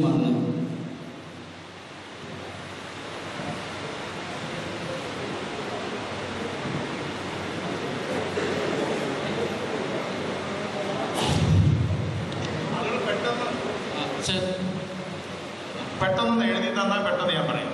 Sir, അങ്ങ് പറഞ്ഞല്ലോ കേരളത്തിൻ്റെ growth rate 9.13 current growth rate 19%. എന്നാൽ എന്തുകൊണ്ട് ഇപ്പോഴും നമ്മുടെ കേരളം ഒരു കൺസ്യൂമിങ് സ്റ്റേറ്റ് ആയിട്ട് തുടരുന്നു? പലതിനും പല സംസ്ഥാനങ്ങളെ ആശ്രയിക്കേണ്ട ഒരു ഗതികേടല്ലേ സർ നമുക്ക് ഇപ്പോഴും ഉള്ളത്? അതെന്താണ്? അതിനൊരു മാറ്റം വരുമോ?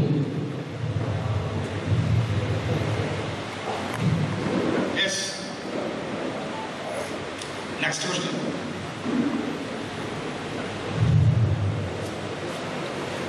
ഇപ്പോൾ സാറ് എനിക്ക് ചോദിക്കാറുള്ളത്, സാർ പറഞ്ഞ എക്കണോമിക് സ്റ്റെബിലിറ്റിയെ കുറിച്ച് പറഞ്ഞു. അതായത് 7% വന്നു കഴിഞ്ഞാലും ഒരു രാജ്യം അല്ലെങ്കിൽ സംസ്ഥാനമായാലും എക്കണോമിക് സ്റ്റെബിലിറ്റി എത്തുമെന്ന് പറഞ്ഞു.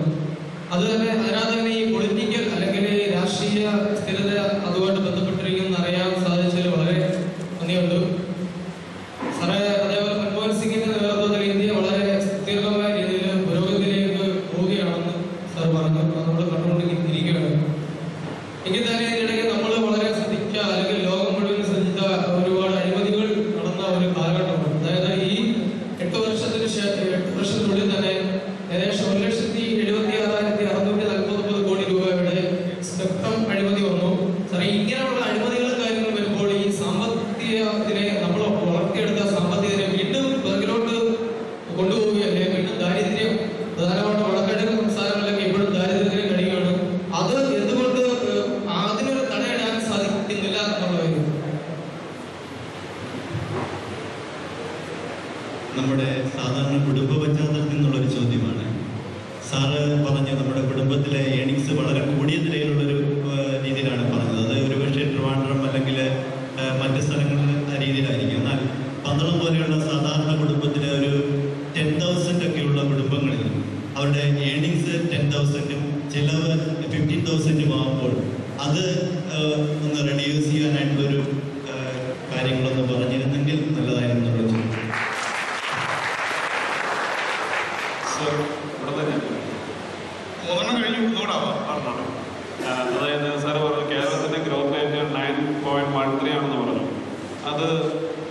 കഴിഞ്ഞ കാലഘട്ടങ്ങളിൽ 2-3 വർഷങ്ങളായിട്ട് നാം സ്ഥിരം കേൾക്കുന്നതാണ് ഫേക്ക് കറൻസിയെ കുറിച്ച്.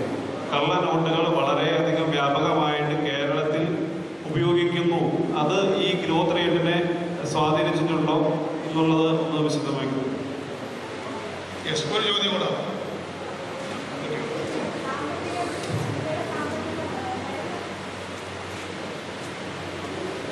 സാമ്പത്തിക നിരക്ക് നമ്മുടെ ഭാരതത്തിൽ കൂടുന്നുണ്ടെന്ന് പറഞ്ഞെങ്കിലും ഒരുമാതിരിപ്പെട്ടവരെല്ലാം ശരിയായുള്ള സാമ്പത്തിക നിരക്കിൽ ധനവാന്മാർ കൂടുന്നത് എന്തുകൊണ്ടാണ് ഇപ്പോഴും ഇന്ത്യയുടെ ചിത്രം പരിശോധിച്ചാൽ ദരിദ്രരുടെ എണ്ണം കൂടുന്നത്?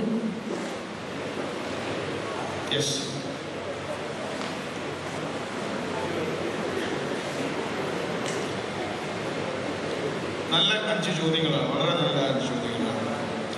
ഒന്ന്, എന്തുകൊണ്ടാണ് കേരളം ഇപ്പോഴും കൺസ്യൂമിങ് സ്റ്റേറ്റ് ആയിട്ട് തുടരുന്നത് എന്നുള്ള ചോദ്യം വളരെ പ്രസക്തമാണ്.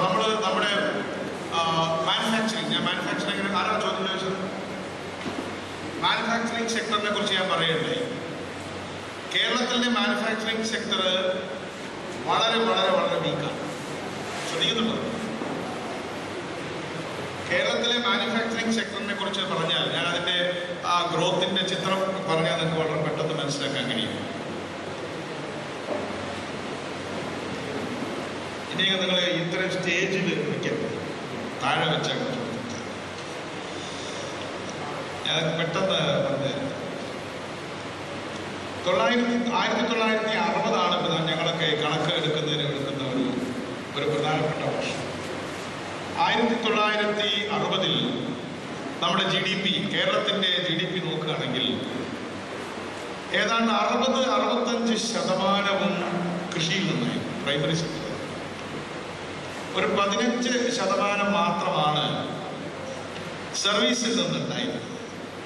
1960 കൃത്യമായിട്ട് പറഞ്ഞാൽ പ്രൈമറി സെക്ടർ 56% പ്രൈമറി സെക്ടർ. ഇപ്പോൾ പ്രൈമറി സെക്ടർ എത്രയാണെന്നറിയാമോ? ആർക്കും ഊഹിക്കാം. കേരളത്തിൻ്റെ 100 രൂപയിൽ കൃഷിയിൽ നിന്ന് കിട്ടുന്നത് എത്ര രൂപയാണെന്ന് അറിയാമോ? വെറുതെ നോക്കിച്ച് പറഞ്ഞു. 100 രൂപ 11 രൂപയാണ്. കേരളത്തിന് ഇപ്പോൾ 56 രൂപ ഉണ്ടായിരുന്നു. 56 രൂപ ഉണ്ടായത് കുറഞ്ഞതല്ല.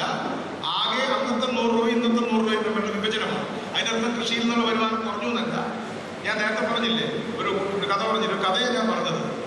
ആ കഥയിൽ കൃഷിയിൽ നിന്നുള്ള വരുമാനം 10,000 രൂപയായിരുന്നു, റബ്ബറിൽ നിന്ന് കിട്ടുന്ന വരുമാനം. അത് കുറഞ്ഞിട്ടില്ല. പക്ഷേ മകന് ഗൾഫിൽ നിന്നും പണം അയച്ചു വന്നപ്പോൾ കൃഷിയിൽ നിന്നുള്ള വരുമാനത്തിൻ്റെ എന്ത് പറഞ്ഞു? ശതമാനം കുറഞ്ഞു. അച്ഛന് മനസ്സിലായോ? അതാണ് ഞാൻ ഉദ്ദേശിച്ചത്. അതായത് കൃഷിയിൽ നിന്നുള്ള വരുമാനം കുറഞ്ഞതല്ല, മറ്റ് വരുമാനങ്ങൾ വർദ്ധിക്കുമ്പോൾ കൃഷിയിൽ നിന്നുള്ള വരുമാനത്തിൻ്റെ ശതമാനം കുറഞ്ഞിരിക്കുകയാണ്. അതുകൊണ്ട് കേരളത്തിൻ്റെ കാർഷിക വരുമാനത്തിൻ്റെ ശതമാനം ഇപ്പം 11. നമ്മുടെ ടെറിഷറി സെക്ടർ നിങ്ങൾ ഞെട്ടിപ്പോകും. പ്രൈമറി സെക്ടറും ഇൻഡസ്ട്രി സെക്ടറും മാനുഫാക്ചറിംഗും ഒക്കെ കഴിഞ്ഞാൽ ഇപ്പം ആകെ കേരളത്തിന് കിട്ടുന്ന 100 രൂപയിൽ 69 രൂപയും ടെറിഷറി സെക്ടർ. പിന്നെ എങ്ങനെ മാനുഫാക്ചറിംഗ്?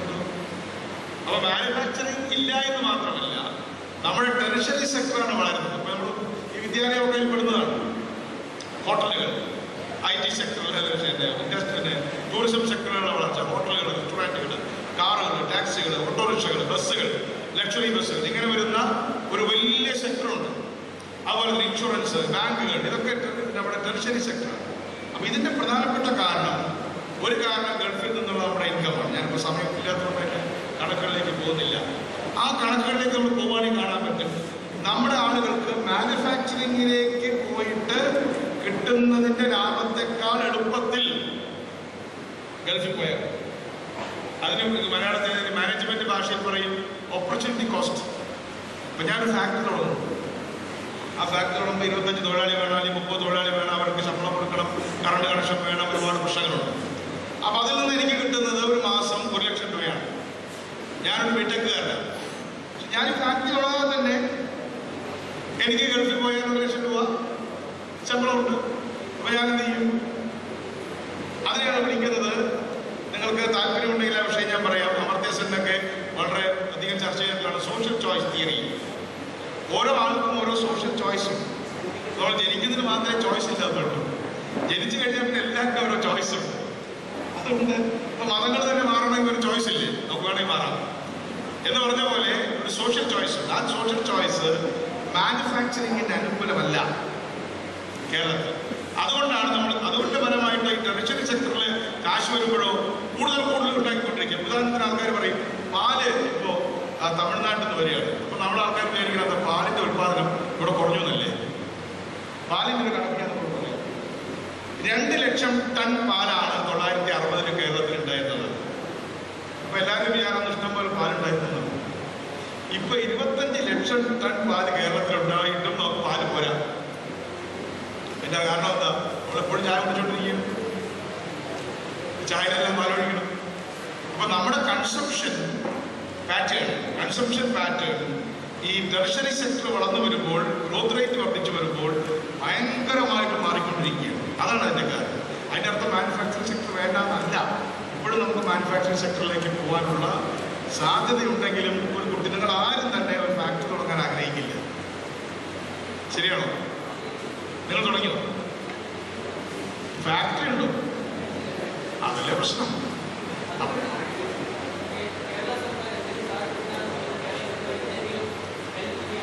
ഞങ്ങൾ പരമാവധി ഹെൽപ്പ് ചെയ്യാൻ ശ്രമിച്ചാലും നിങ്ങൾ നിന്ന് തരണ്ടേ? അപ്പൊ ഇപ്പൊ ഫാക്ടറി തുടങ്ങുന്നറിയോ? അവിടെ പോയി അത്യാവശ്യം കാശ് ഉണ്ടാക്കിയിട്ട് വന്നവരാണ്. It's not your first choice. ഇപ്പൊ ഗൾഫിൽ പോയി വന്ന് കുറച്ച് കാശൊക്കെ ഉണ്ടാക്കി വേണമെങ്കിൽ കുറച്ച് കാശൊക്കെ നമുക്ക് റിസ്ക് എടുക്കാം എന്ന് പറയുന്നവരുടെ ചോയ്സാണ് ഇപ്പോഴത്തെ ഇൻഡസ്ട്രി.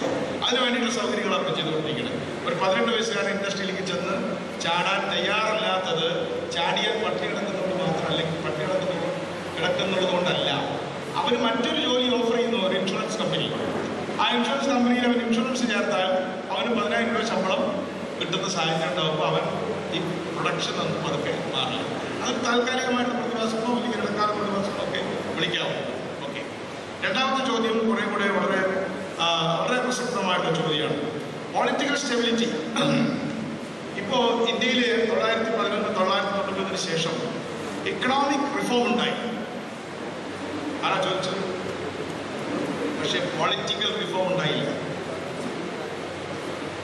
അഡ്മിനിസ്ട്രേറ്റീവ് റിഫോം ഉണ്ടായില്ല. അപ്പൊ നമ്മളിപ്പോ എങ്ങോട്ടാണ് വെള്ളം ഒഴിച്ചിരിക്കുന്നത്? പൊട്ടപാത്രത്തിലേക്കാണ് വെള്ളം ഒഴിച്ചിരിക്കുന്നത്. ഓട്ടയുള്ള പാത്രത്തിൽ വെള്ളം ഒഴിച്ചാൽ എന്താ സംഭവിക്കുക? അത് ചോർന്നു പോകും. അപ്പൊ ഇനി ഇന്ത്യയുടെ നിങ്ങളുടെയൊക്കെ ജോലി നിങ്ങൾ പൊളിറ്റിക്സിൽ ഇടപെടണം. പൊളിറ്റിക്സിൽ ഇടപെടാന്ന് പറഞ്ഞാൽ നിങ്ങൾക്ക് എത്ര MLA-മാർ വേണമെന്നത് മാത്രമല്ല, പൊളിറ്റിക്കലി കോൺഷ്യസ് ആവുകയും ഇത്രയും ആ ചെറുപ്പക്കാരൻ ചോദിച്ചതുപോലെ, നല്ല ചോദ്യം, എന്താ പേര്?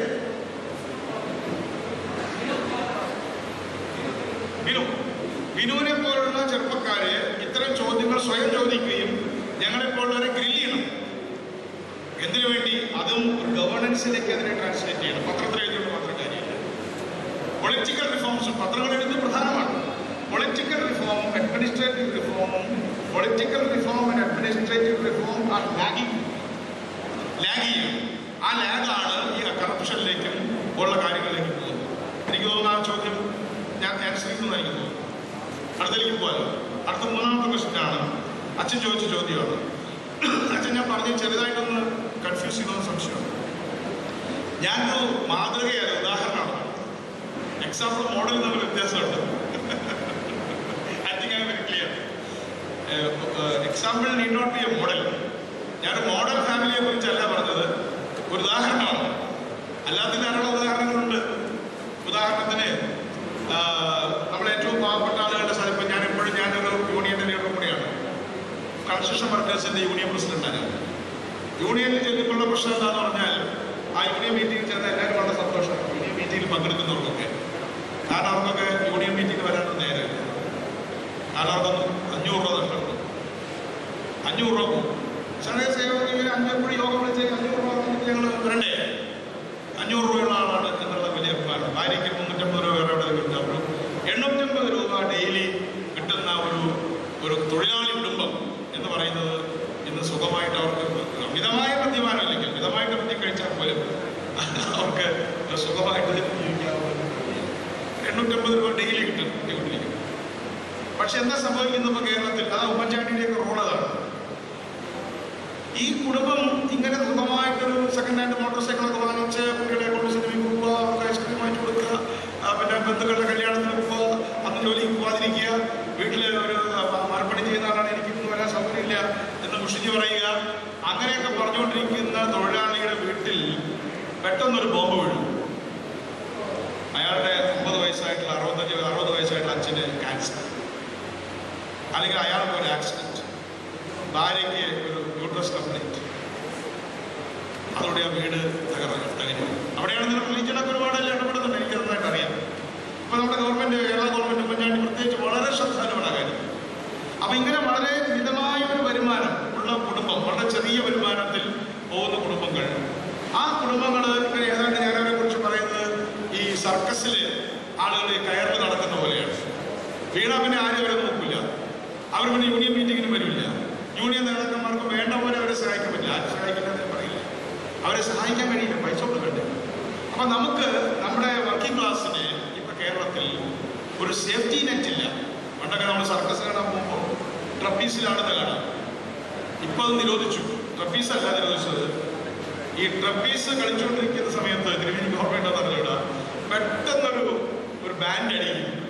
ആ അടിക്കുമ്പോൾ ഈ ട്രപ്പീസിന്റെ ആടിക്കൊണ്ടിരിക്കുന്ന, അങ്ങോട്ടും ഇങ്ങോട്ടും വരെ ചാടിക്കൊണ്ടിരിക്കുന്ന, അങ്ങനെ ആ ഉലഞ്ഞ് ചാടിക്കൊണ്ടിരിക്കുന്ന ആളുകളുടെ താഴെ ഒരു സേഫ്റ്റി നെറ്റ് ഉണ്ടാവും. ആ സേഫ്റ്റി നെറ്റ് താഴേക്ക് ഇടും. അതോടുകൂടി ആളുകളുടെ ഹൃദയം പിടിക്കും. കാരണം അപ്പോൾ വീണാൽ ആൾ മരിക്കും.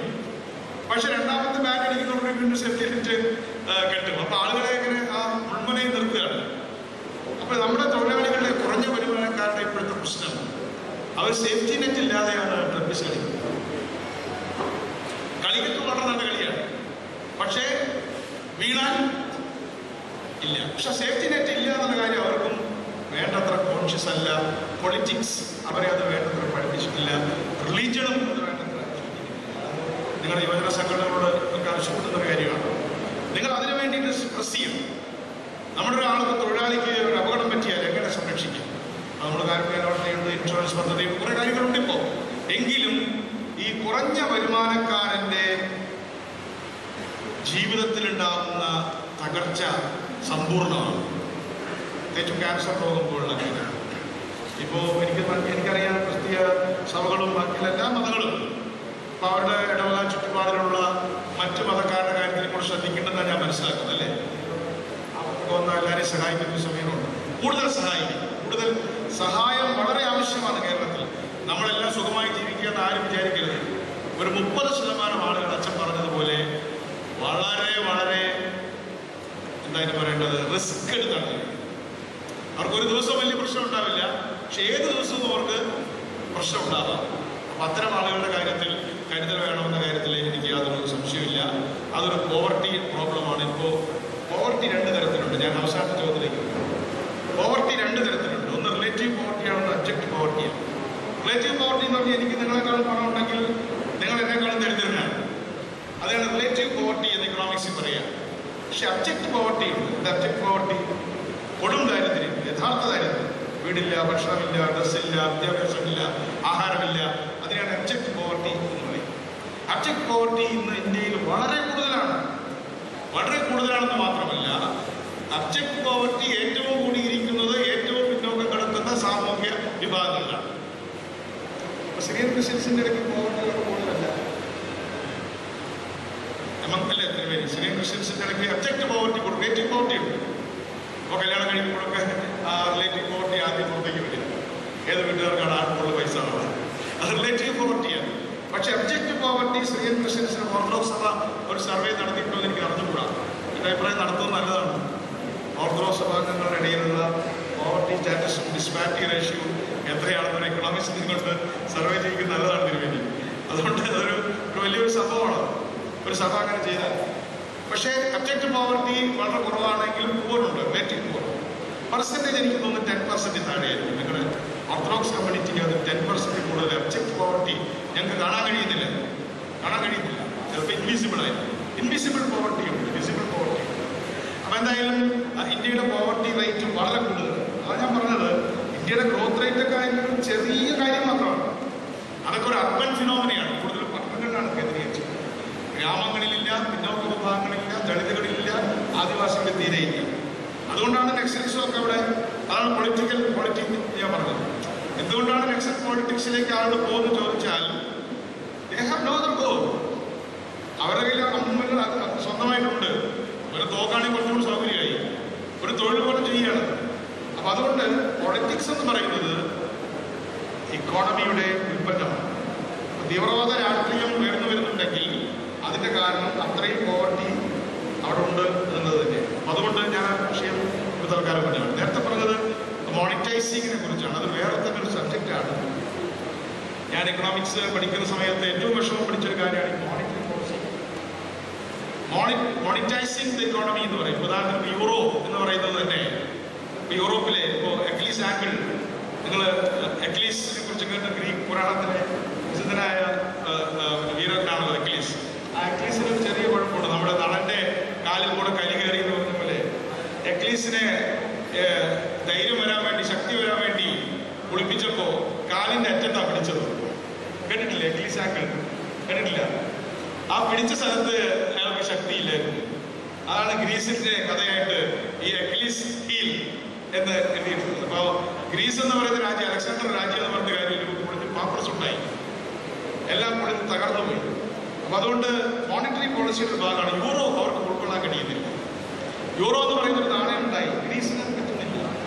ഇപ്പോ ജിപ്സി രാജ്യങ്ങൾ എന്നാണ് വിളിക്കുന്നത്. Greece, Portugal, Spain, Ireland, Italy. Gypsy. Greece, Portugal, Spain, Greece, Portugal, Spain, gypsy, Spain, Ireland, Italy. Italy, Ireland എഴുതിയാൽ മതി. അപ്പോൾ ജിപ്സി എന്ന രാജ്യങ്ങൾ എന്ന് പറഞ്ഞാൽ ഇവരെല്ലാം അവരുടെ മോണിറ്ററി പോളിസി കൊണ്ട് ബുദ്ധിമുട്ടാണ്. ഇവിടെ അദ്ദേഹം പറഞ്ഞു ഫേക്ക് നോട്ട് റോഡ് തയ്ക്കുന്നുണ്ട്. നമ്മുടെ ഇക്കോണമിയിൽ എന്തുമാത്രം ഫേക്ക് നോട്ട് പങ്ക് വയ്ക്കുന്നത് പ്രത്യേക കണക്കില്ല. പക്ഷേ എങ്കിലും ഫേക്ക് നോട്ട് താങ്കൾ ചൂണ്ടിക്കാട്ടി ശരിയാണ്, നമ്മുടെ റോങ് മോണിറ്റൈസിങ്ങിന്റെ ഒരു ഭാഗമാണ്. അതെല്ലാം വേറൊരു സമയത്ത് ചർച്ച ചെയ്യാം.